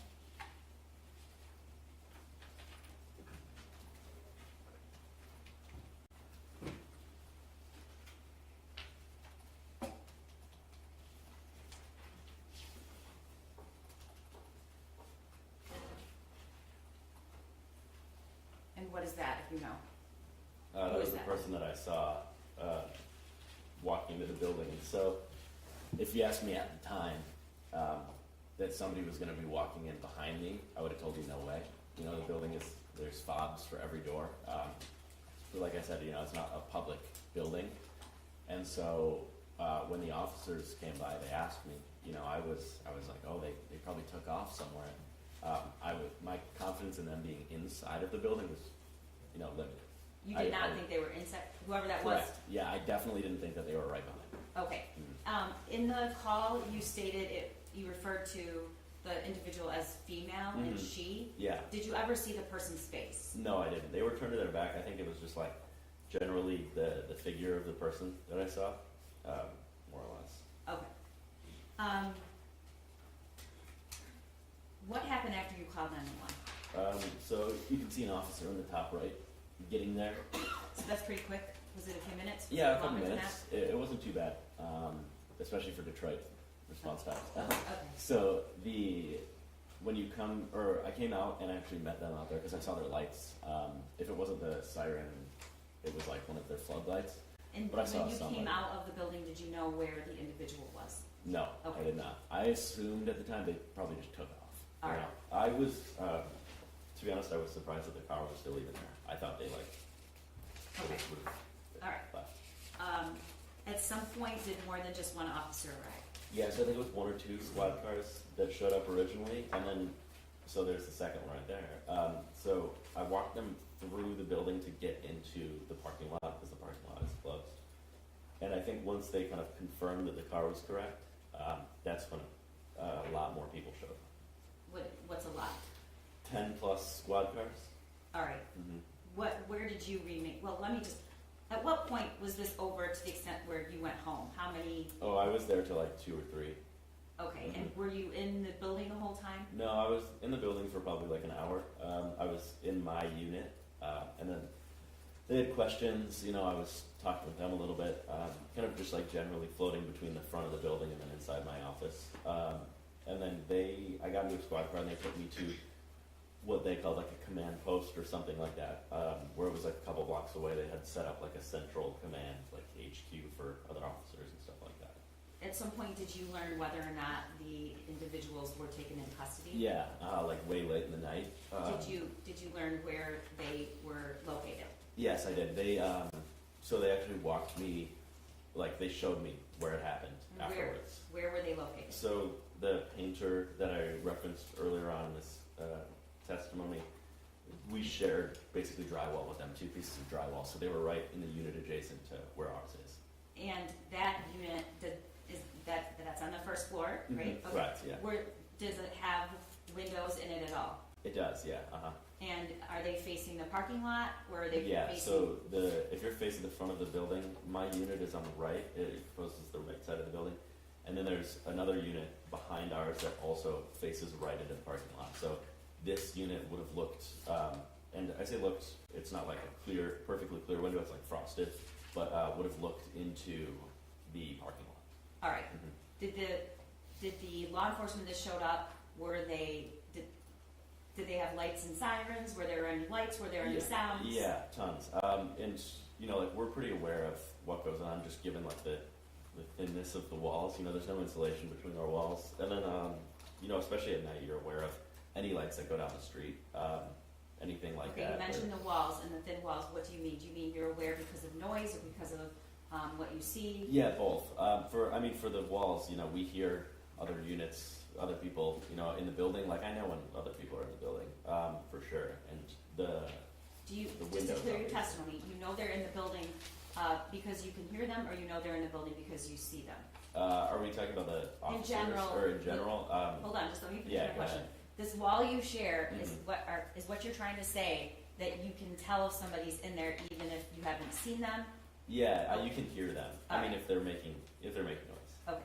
And when you were in the building for that hour, was the building being searched, or was law enforcement out in the parking lot? No, the building was being searched at that time. And what did you hear, if anything? So I was in like the front of the building at the time.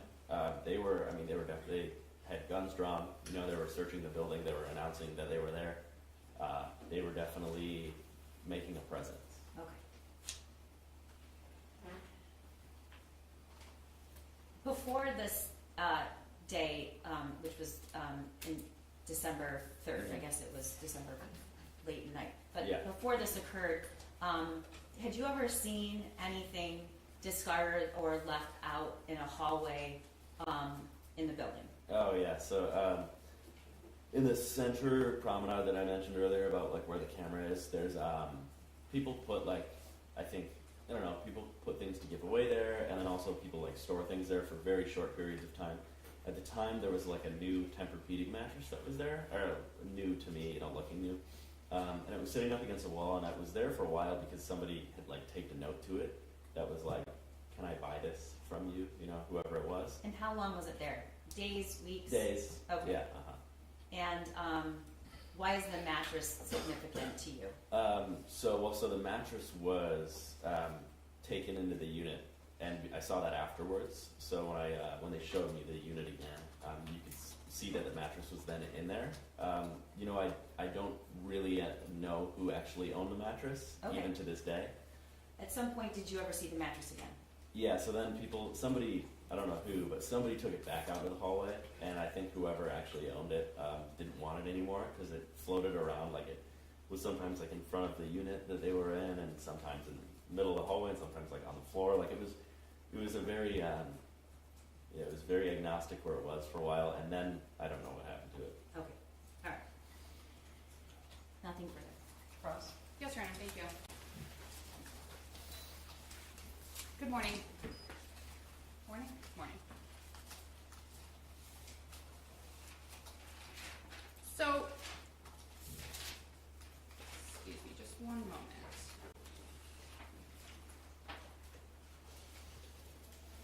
So you went to 1111 Bellevue on December 3rd of 2021 at approximately 10 p.m. from what you recall? Mm-hmm. Is that yes? Yes. If you say I might Yeah, ask I you to did say that last yes. time. Sorry. Okay, that's okay. You said that you described 1111 Bellevue as an industrial building that was once used for manufacturing. Yeah, in the 1920s. Right. So yeah. On December 3rd of 2021, it was not a manufacturing building. No, there are individuals, tenants who do different types of manufacturing. Like there's a millwork company. I technically manufacture coffee, but they're not manufacturing pickup trucks in the way that they were 100 years ago. Right. So in the 20s, it was used as basically a truck factory. As far as I know. Okay. Yeah. But on December 3rd of 2021, it was a business building. Correct. Yeah. It was just industrial in style.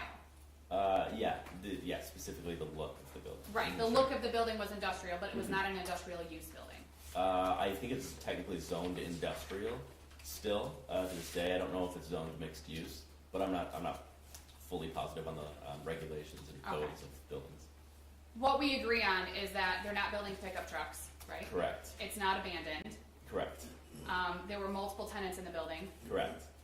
And there had been multiple tenants for quite some time, for what it sounds like. Mm-hmm. At least a couple of years. Okay. Where you roast coffee is approximately 3,000 square feet. Is that correct? Yeah. So there's 2,000 square feet on the first floor and an additional 1,000 on the third floor. Okay. So the 2,000 square feet on the first floor is the space where you share the wall with the artist studio. Yes. Correct. And then you have the 1,000 square feet on the floor, which is where you keep your cars. Yeah. At the time. Yeah. Okay.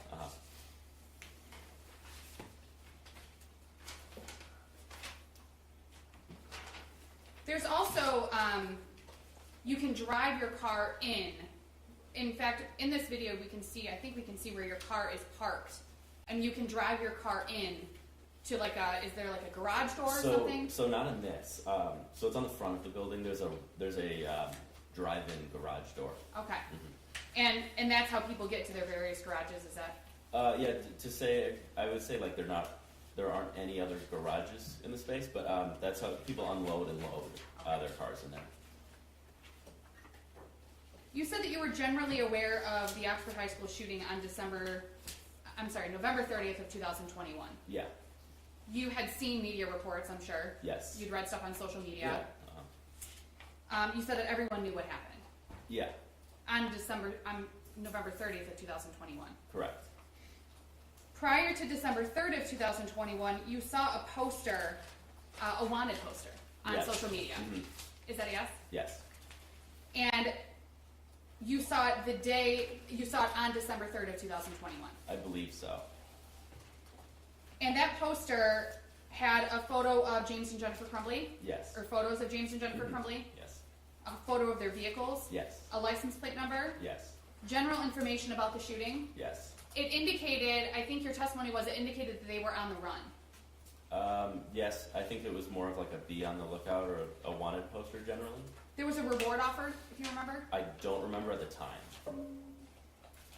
Your testimony was that the Kia, which we can see on the left side of the frame, was parked the farthest from the building entrance. Do you remember that being your testimony? Yes.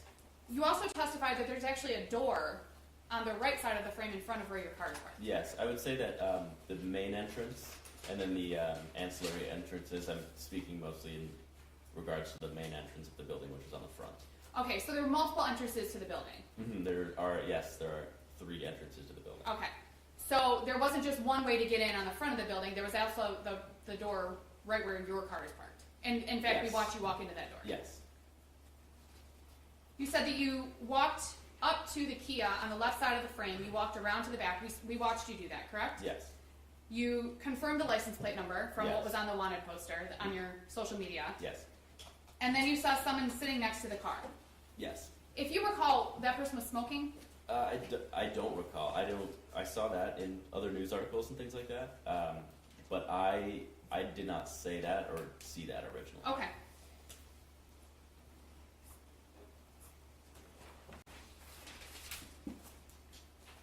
You said that you didn't expect to see anyone sitting outside of the car? Yeah. You expected just to have the car there empty? I think for clarity, I didn't expect to see the car or have the car be a matching car in the first place. So there were a lot of unexpected things happening at that specific time. But that's about it. You said that you wanted to get safely inside. Yes. You assumed that the person that you saw was dangerous? Yes. That was based on what you had seen on the news and in media reports? Yes. Based on the wanted poster? Yeah. Maybe not particularly. I wouldn't say that like the poster said armed and dangerous or anything like that. Not 100% positive. But I think generally, in a situation like that, I would fear for my safety. Based on your own personal beliefs about the Oxford High School shooting and what you had heard in the media about James and Jennifer Crumbley? Yes. The person sitting outside the car didn't say anything to you? They did not. They didn't say, hey, look away? No. They didn't say a word, right? There was no interaction between us. In Exhibit 303, you called, was your 911 call. You recall that you told the 911 dispatcher that the parents were on the run? Yes. And again, that was information that you had based on what you'd heard in the news and the media and what Yes. you'd seen on the wanted poster. The person that you encountered next to the Kia didn't say, hey man, I'm running away. You said there was no encounter There at all was with that no person. interaction. Okay. Now, right around this timestamp, 2306 on the video, which I believe is about 20 minutes earlier real time, Mm-hmm. the prosecutor pointed out that somebody walked across the parking lot after you'd entered the building. Yes. That person didn't run after you, correct? No. From what you saw in the video? Correct. They didn't chase you down? They did not. They didn't threaten you in any way? They did not. You didn't even know that they were there? Obviously I saw them. I didn't know that they followed me in. Correct. You didn't know that they'd walked in after you'd walked into the building? Correct. I think by the time I was in my unit, I didn't hear the door shut. I didn't know if they softly closed the door or anything, but I didn't know that they were in there. You had no knowledge that that person had even entered the building? Correct. You then testified that there was about a couple minutes later, we watch, and I'll play the video too. I just went to sleep. We'll play the video too. A couple minutes after this 2306, or a couple minutes after you called 911, the police showed up. Correct. So if you look at the timestamp, right now it's 2306:54, Mm-hmm. and then it jumps to 2321. And then we play it for a little while, and we see what you believe was a patrol car out there outside the fence, correct? Yes. At 2321. Yes. So at that point, it had been just shy of about 20 minutes between you entering the building, at some point making a 911 call, and the police showing up.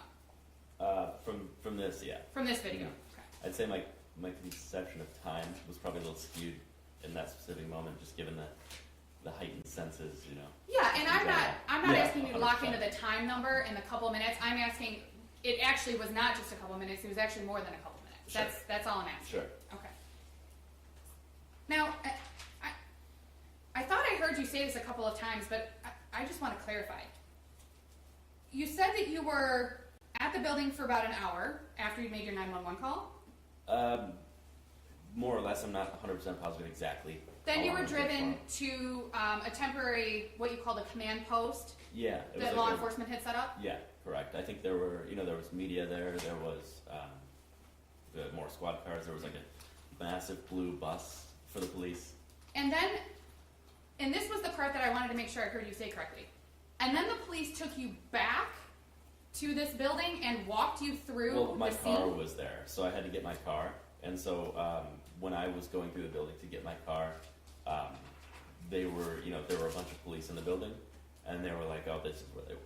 And they allowed you to enter the scene and No, I did not enter the scene. okay. And that's what I was unclear about because you testified that you had seen the mattress in the unit after James and Jennifer Crumbley got Yeah, arrested. so when I walk through the center of the building, you have to turn right to exit through to access this parking lot that's on the screen. And so to exit that, you have to pass by the door of where they were hiding, and so that door was open, so you could see the mattress. Okay. Now you talked about what you heard while you were in the building. You said that you were at the front of the building while the police were searching the building. Yeah. So like I said, I was generally kind of floating around. Because I have two doors on my building or my unit, for example. I have like side doors and the front door, and so I was somewhere between those, or I was outside in the front. So you know what you heard and saw, correct? Yeah. Mm-hmm. You know what you observed on your own. Yes. You have no knowledge of what James Crumbley heard or saw while the police were there. That's correct. I have no further questions, Your Honor.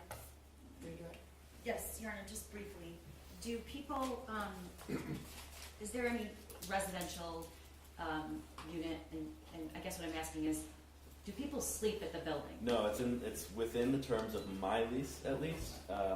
And generally, I think it's one boilerplate lease that goes across all of them. Though that is an assumption that it is not allowed. You're not allowed to sleep there. At all. Oh, okay, thank you. I want to play the video, just a portion of it quickly.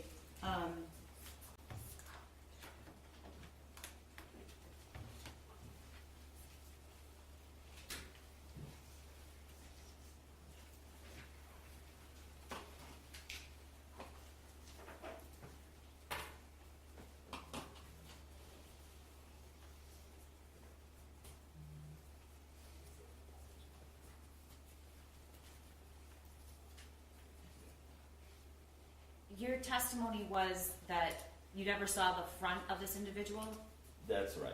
but what the actual piece of clothing, how did you describe it? Objection, Your Honor, asked and answered. How did you describe it? You said something in the 911 call. I said it was a plaid hoodie. Okay, do you know what color? Do you remember what color it was? During the 911 call, I didn't say. I think it might have been blue. Okay, but you're not sure. Not 100% positive. Okay. And now I'm going to show you another image. Exhibit 304. First of all, is that the art studio, if you know? Yeah, I've never been inside of it, but like I said, when you pass to go to the parking lot or leave the parking lot, sometimes the door's open. So I know that there's like paintings in there, and I know the general footprint of the Okay. space, just given where it is. All right. Did you ever see James or Jennifer Crumbley, other than No, Okay. only the obviously the seeing somebody next to the car, but when they were arrested and taken away, I wasn't in the building, or I was at the like command post. Okay. area. And can you describe what that individual is wearing that's not the police officer? It looks like a blue sweatshirt or hoodie of some sort, plaid. Okay. Thank you. Nothing further, Your Honor. Free cross. Mr. Curley, to your knowledge, James or Jennifer Crumbley were not tenants of 1111 Bellevue, That's correct? correct. You have no idea if they had any knowledge of what the terms of the lease were, correct? Yeah, that's correct. No further questions, Your Honor. But they wouldn't have had a fob because they weren't a tenant, correct? Objection, Your Honor, Okay, thank you. speculation. As far as you know, they were not a tenant. That's correct. Thank you. Thank you. May you be excused? Yes, you can step down. You're Thank you. excused. We have a brief witness ready, Judge. Okay, your lunch is not here yet. We're gonna keep them hungry. Usually their lunch is here very early.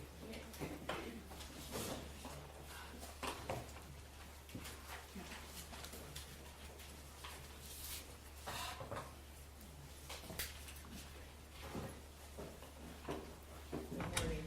What, Could you raise your right hand? Do you swear or affirm the testimony you're about to give is the truth, so help you God? I do. Could you please step up? And can you have a seat? And could you state your name for the record and spell your first and last name? David Metzke, D-A-V-I-D, Metzke, M-E-T-Z-K-E. Go ahead, ask him. Thank you. Good morning, sir. How are you? Doing well, how are you? Fine, thanks. Tell us, please, how you're employed. Currently employed with Detroit Police Department. And how long have you been a police officer with Detroit? Close to 7.5 years. Okay. Tell us, please, what's your current assignment? Currently assigned to the Detroit Special Response Team.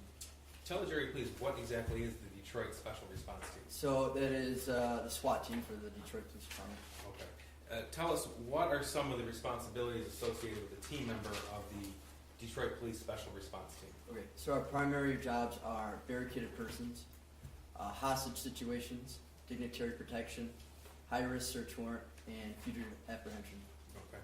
How often would you say that you engage in these sort of duties?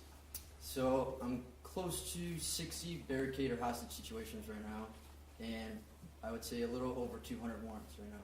Okay. Is this something that is a SWAT team member or special response team member you do on a daily or weekly basis? Every day. Yes, sir. And how long have you been a member of the special response team? Going on 4 years. 4 years, okay. I'd like to direct your attention to about 11:30 p.m.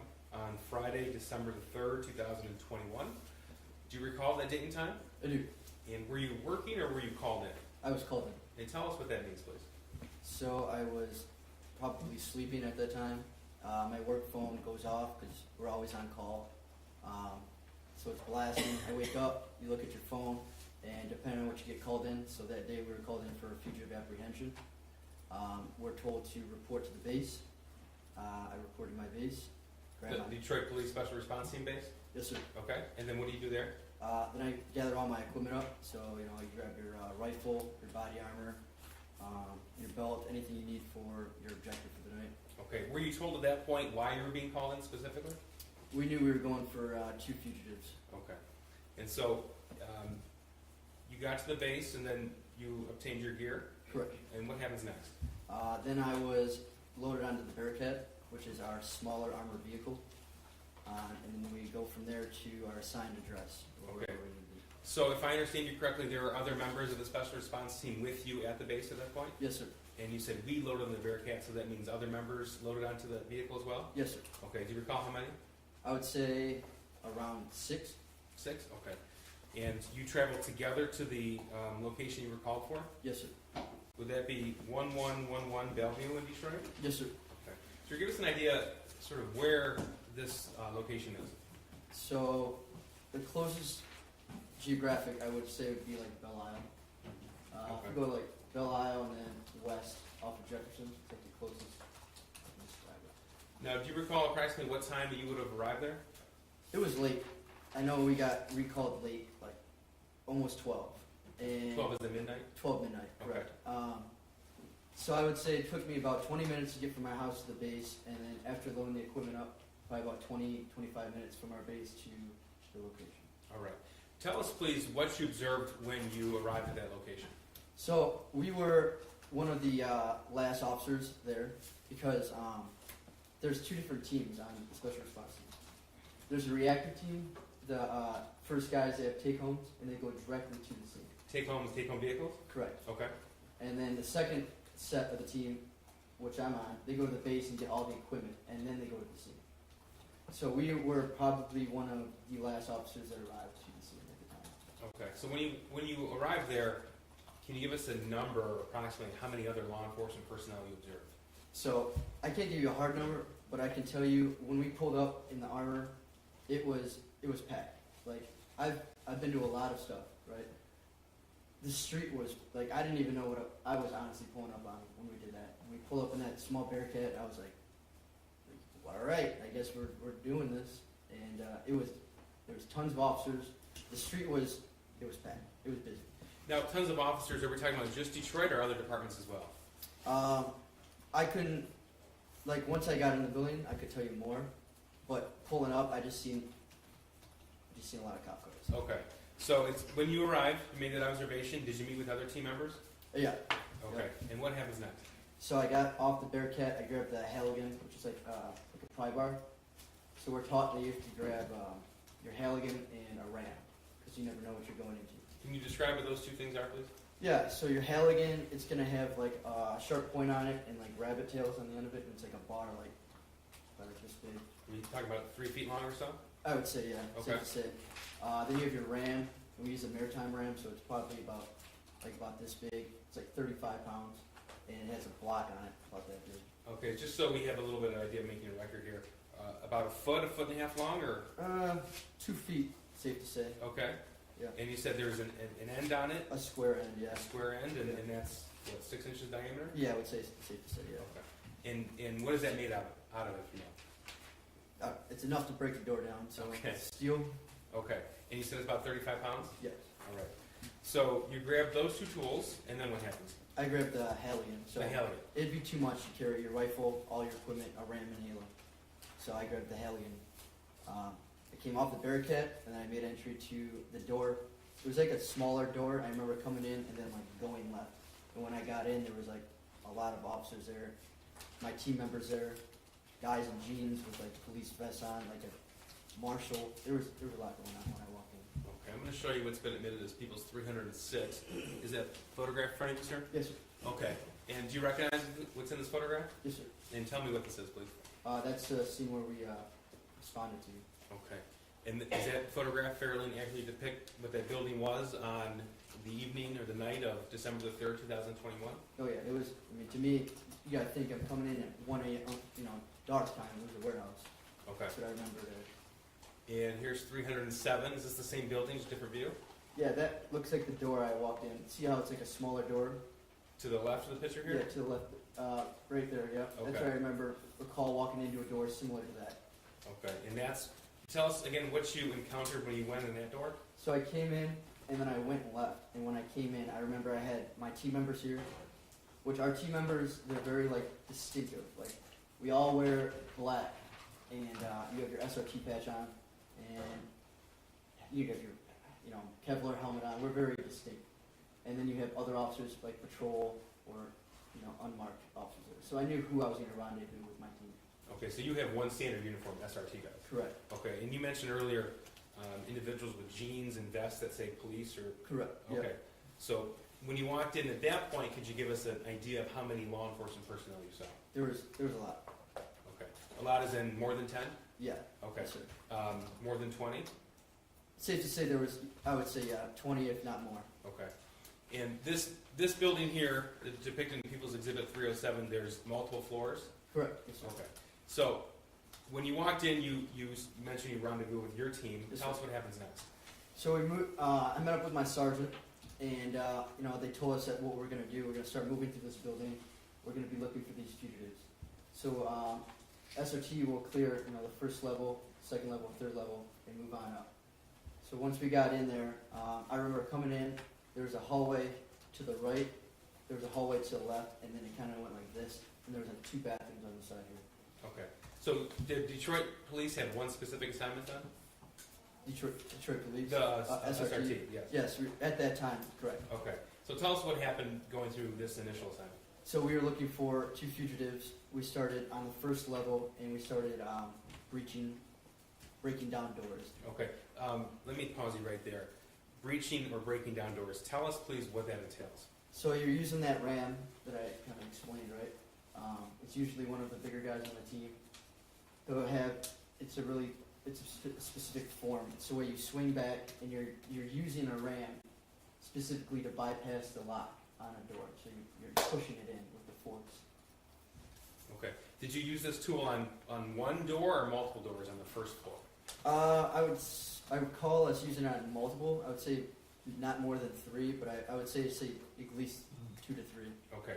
And that's on the first floor. What about on the second or third floors? So I remember before we even got there, we had K9 down there too, with us. K9 is in police dogs? Correct. Okay. From there, somebody said that somebody notified our team that 2 fugitives may be possibly in the second floor, and they never came down. So we went upstairs.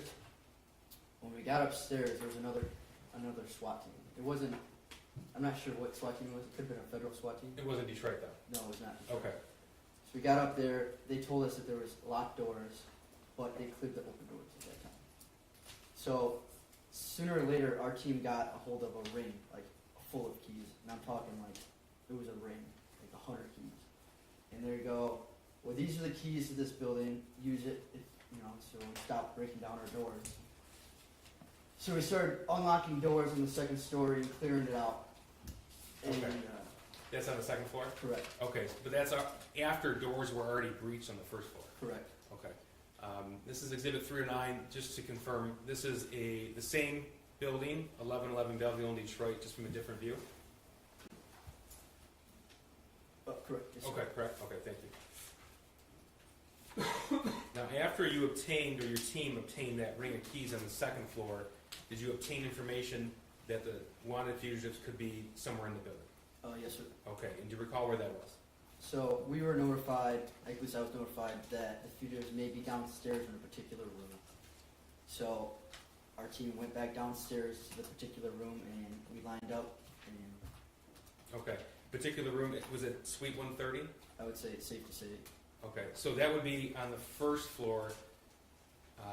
Prior to that information being obtained by your team, that door was not breached, is that correct? Correct. Okay, were doors around that suite breached? Yes, sir. Okay, is that a loud process or a quiet one? It's going to be loud. Okay, and that's because you described the 35-pound RAM and what it's used for? Yeah, you're breaking down. Yeah, you're slamming a door. Now, on this particular evening, December 3rd, 2021, well, first of all, let me ask you, do you recall the approximate time that you entered Suite 130 at this location? I don't know the exact. It was late. I know it was late. I know we were clearing probably for at least 40 minutes before we got there. Okay, and that's your particular team clearing for 40 minutes? Yes, sir. I'm Okay. saying me specifically with my team. Okay, thank you. Were you equipped with body-worn camera? Yes, sir. That incident? Okay. And if we had a date and time stamp from that body-worn camera, would that tell us specifically when it occurred? Yes, sir. I'm going to show you what's been admitted as People's 304. This is a body-worn camera from that evening.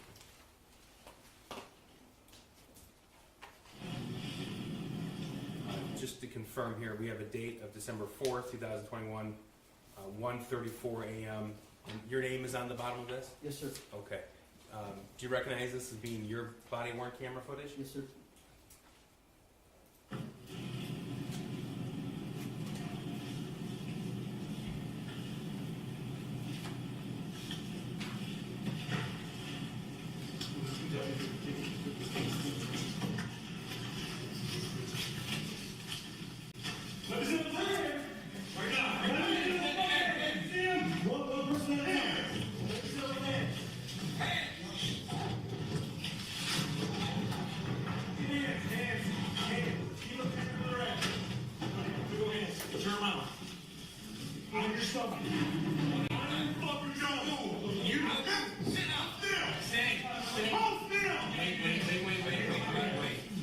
Ma'am, don't move.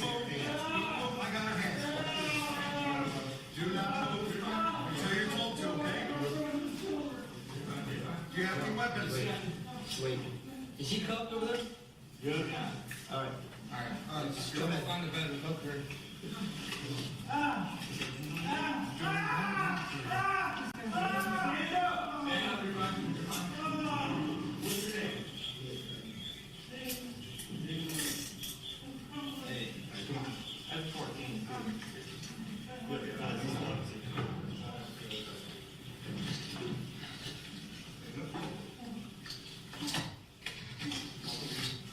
Secondary.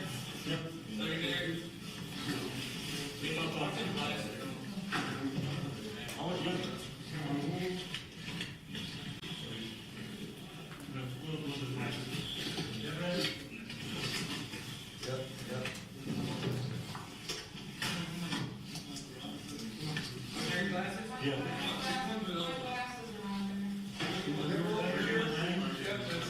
sir. Sir. What do you want? Look at it. Here, Mark. Yeah.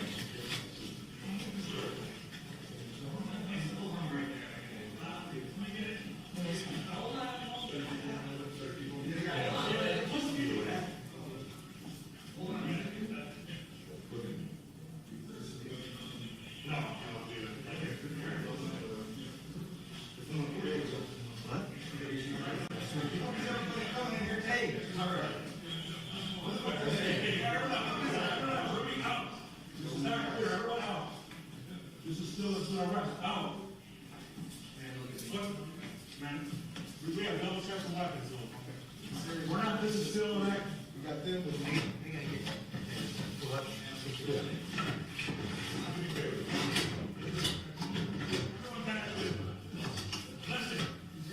Everybody do this. Sir, I'm gonna stop it right there. What was the purpose in looking in that specific area?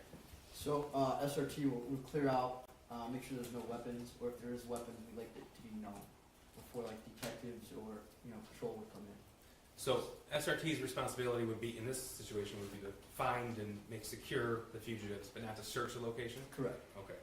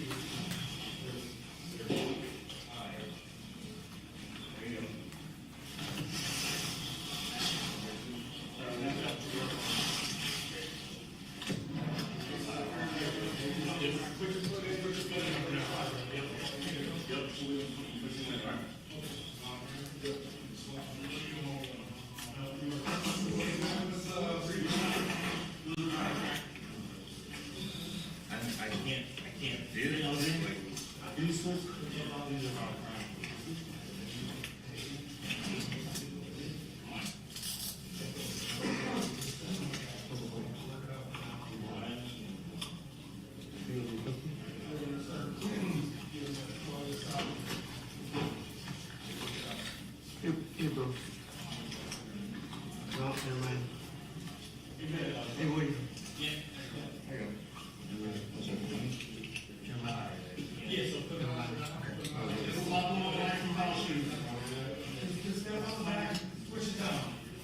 Put your hands together like you're praying.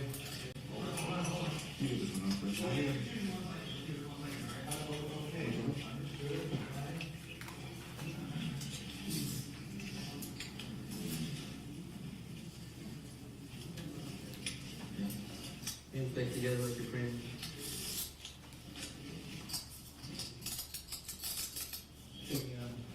Double lock those.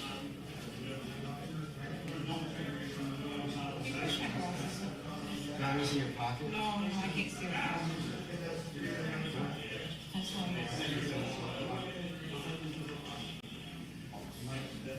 You search her?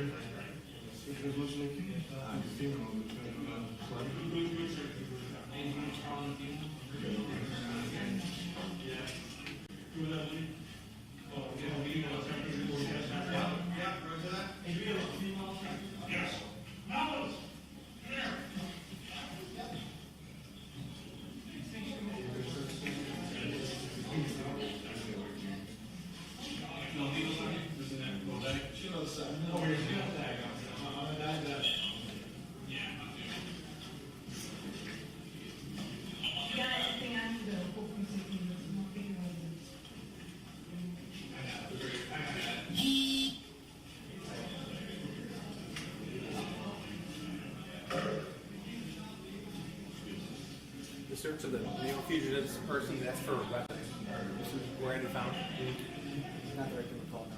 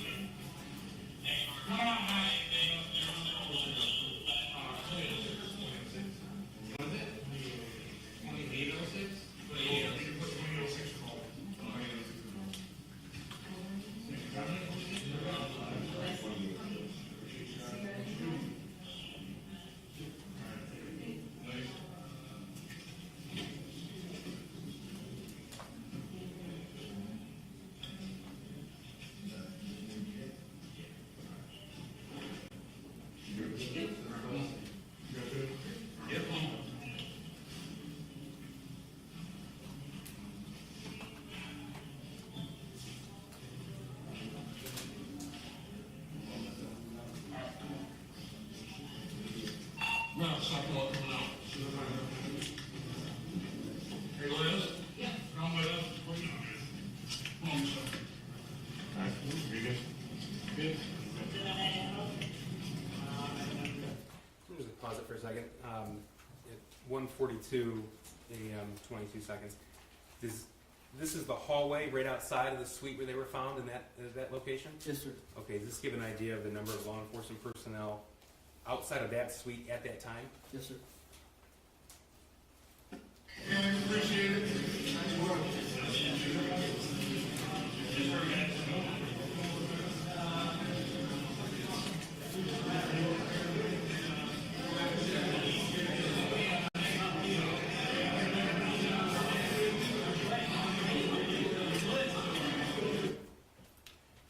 Thank you. I have nothing further, Judge.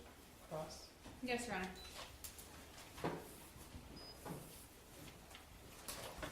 Good afternoon. Yeah. Your role with Detroit Special Response Team, one of the things that you do is fugitive apprehension. Yes, ma'am. Fugitive apprehension is typically when there's a person who is not coming in to address allegations or charges against them, correct? I would say that's Okay. correct. Usually, fugitive apprehension is you get involved when it, and correct me if I'm wrong, Okay. if it becomes clear that that person is not going to come in on their own. I'm just going to object to the form of the question, Judge. He's testified that he gets notified of when to report to base. He's given an assignment, and he does the assignment. Yeah, are you the one who decides that? No. In fact, you receive information from your supervisors, Yes, ma'am. and you have no knowledge of the truth to the information that you receive. Truth or inaccuracy, either way. And I believe my supervisor's not to lie to me, so listen to the order. So you get a phone call, and you go to the station. Yes, ma'am.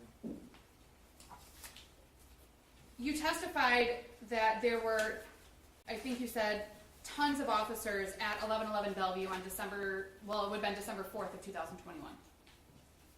Yes, sir. Yep. December 4th. Yes, ma'am. You knew that there was a shooting at Oxford High School on November 30th of 2021. Yes, ma'am. You had seen media coverage about it. Yes, ma'am. You were aware of it. I believe so, yes. Were you also aware that James and Jennifer Crumbley had been charged in connection with the shooting on November 30th? I can't say I remember or not. Okay. You don't specifically recall seeing that they were charged? Is that a no? No. Thank you, Your Honor. Exhibit 306 was a photo of the exterior of 1111 Bellevue. Your testimony was that you remembered it as a warehouse. Yes, ma'am. You learned that it was actually a building that had multiple businesses in it, correct? Yes, ma'am. You knew who you were looking for in 1111 Bellevue that night? Yes, ma'am. You had been given photographs, I believe so. descriptions. I believe so.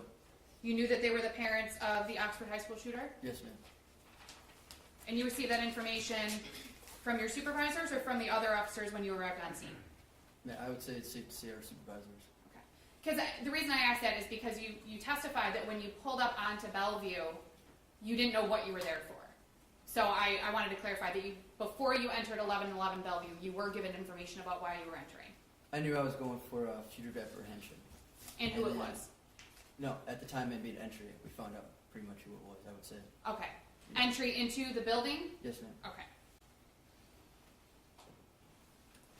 You testified that you received information while you were inside of Bellevue that the individuals may be on the second floor and may not have come down. Do you remember that testimony? Yes, ma'am. That was not true, correct?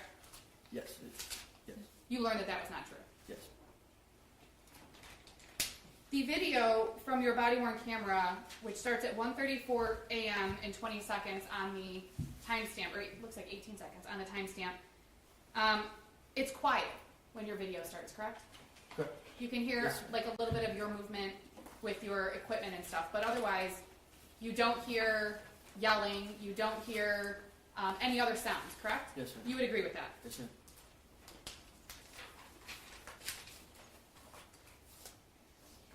You recall when you entered the unit, obviously it was dark. That's it. Yeah, didn't move it. You don't recall seeing police lights in the windows of the room, if you recall?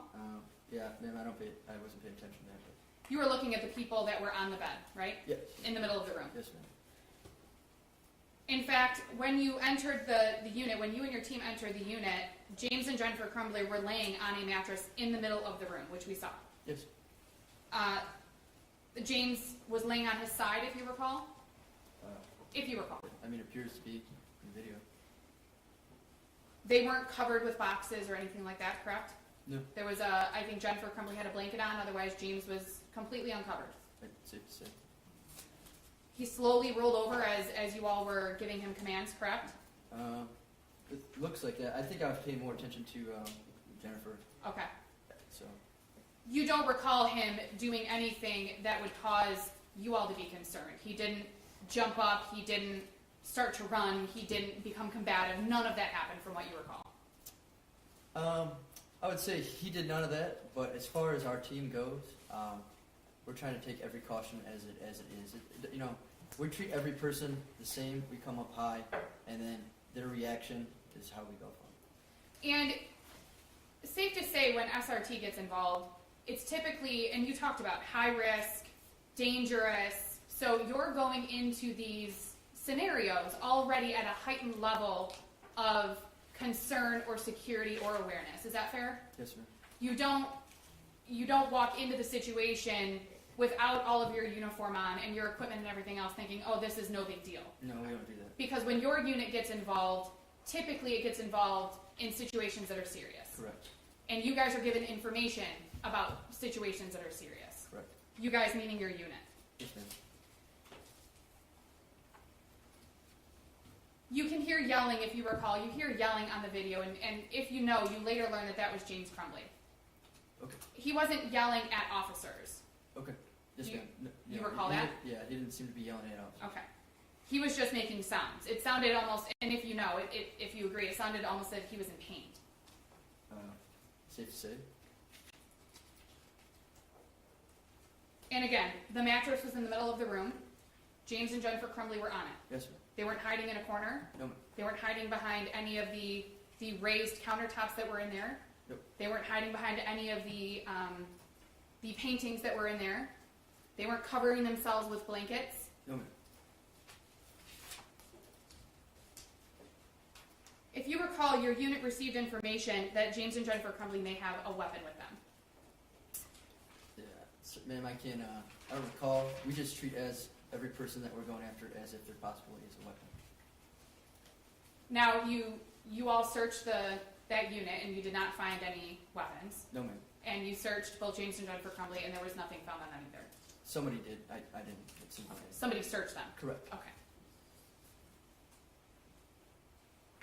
And we talked about this a little bit at the beginning. It's not your job to verify whether or not the information that you receive is accurate, correct? Correct. Your job is to get the call, right? Yes, ma'am. You go to the base, Correct. you get your equipment on, you load into whatever vehicle you're taking, and you go to the scene that you've been called to. Yes, ma'am. Now, when the investigations are being done by your own department, you tend to have a little more information at the beginning. Is that fair? Me, myself. Your unit. So, yes, ma'am. I would say normally during times that we get called out, it starts high and then it comes to us. that makes sense. high in the rankings. Yes, So it would go to your supervisor or their supervisor, and it gets filtered down to you. yes, ma'am. And if you recall, at around 6 minutes and 40 seconds on the video, I don't remember what the timestamp was, you can hear James Crumbley say we were leaving at 7 in the morning. Do you remember hearing that in the video? I'm gonna check with that, Judge. There's been any testimony of that, nor has there been any indication that happened. It's on the video, Your Honor. But then I think the video should speak for itself for the jury to make the Yeah, determination. ladies and gentlemen, you can rely on what you see in the evidence and on the video, all right? Do you recall hearing that on the video? Man, we can run it back. But, Okay. no. I can put it there.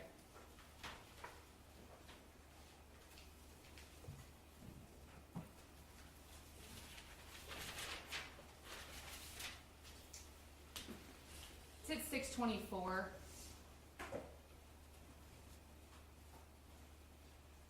This is 3 or 5, correct? Yes, Your Honor. I don't know if that audio is working.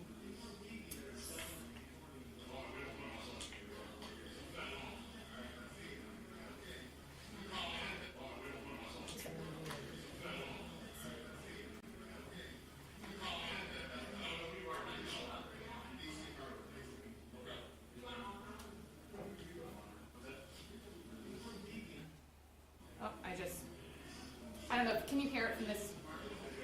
Yeah, so this is the second time I've watched the video, so yeah, I can.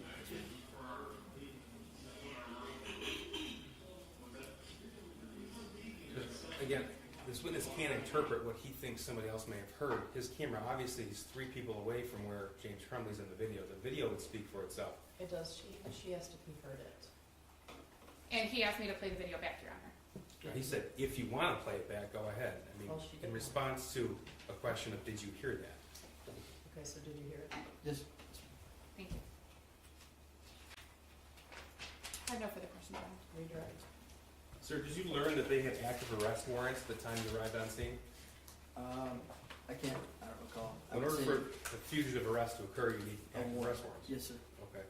And why would you be quiet right before you entered suite 130? So that's a form of a tactic. So we're trying to do, if you can see, we use keys, correct? Yes.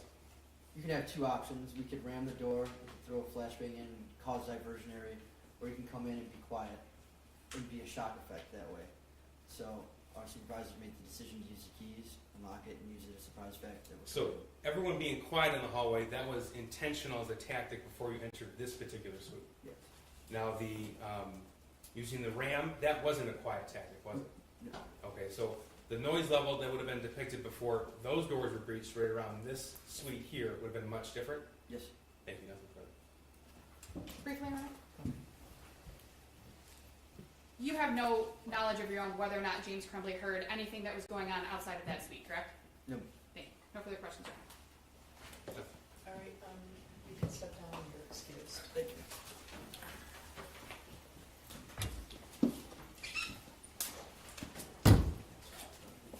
All right, can I have you return at 1:30 after lunch? Don't discuss the case with anyone, don't research anything, don't look at any media, don't go on Facebook. You know the drill, right? Okay, we'll see you back at 1:30, all right? All rise for the jury.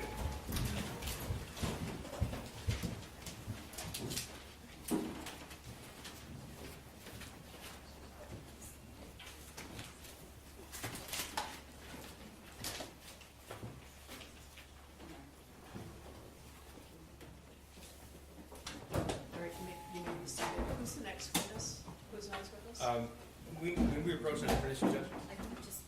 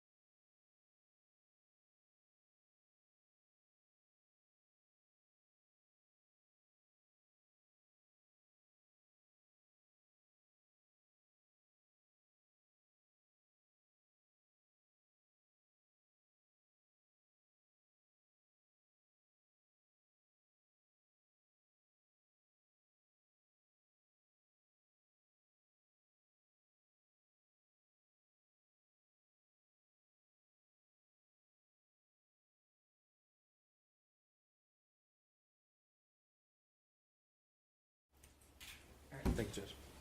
Could everyone remain seated while the defendant leaves court? Thanks.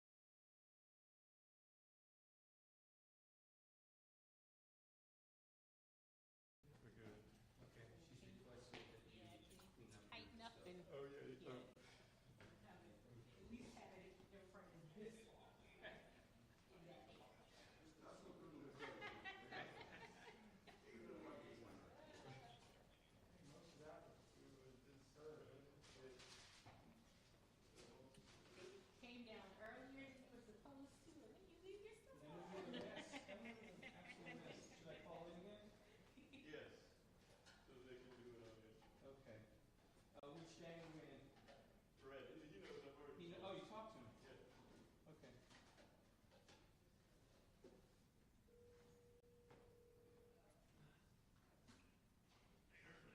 Okay, here we go. So I'm talking into a hand mic, which is what Rachel's going to be using. 1, 2, 3, 4, 5. And if you could talk to me on the IP, that'd be great. I'm plugged into 13.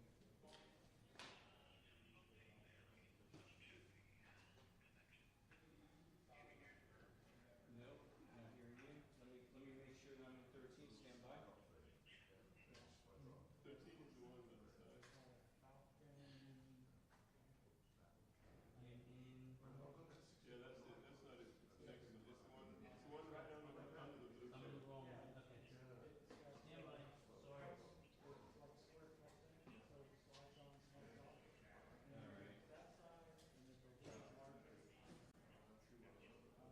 So hearing a testimony going on here.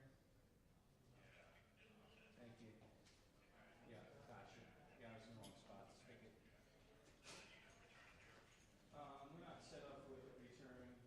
I don't know if he's setting. Are you setting a monitor up for return, Dave, or? I didn't. Make one, but I can go get one. We'll let you know if we both have time to get a monitor. Probably not. Thanks. We'll plug that in. Yes, sir. Thanks. Okay, so we're checking in. Okay, where did she sit it? What's that? Did she sit in there? I think she wanted against the wall or something. I don't know. I was going to do my stuff like here. Did you want to? Did you need to do something? I was going to the other line.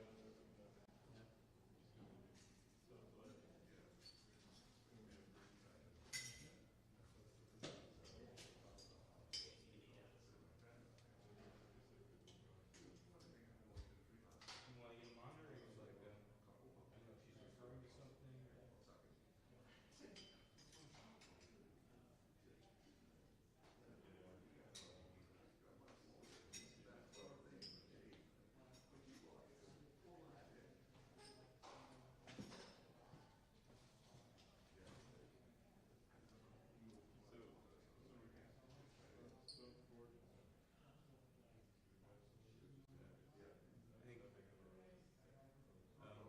I don't think we have time to eat right now, to be honest with you.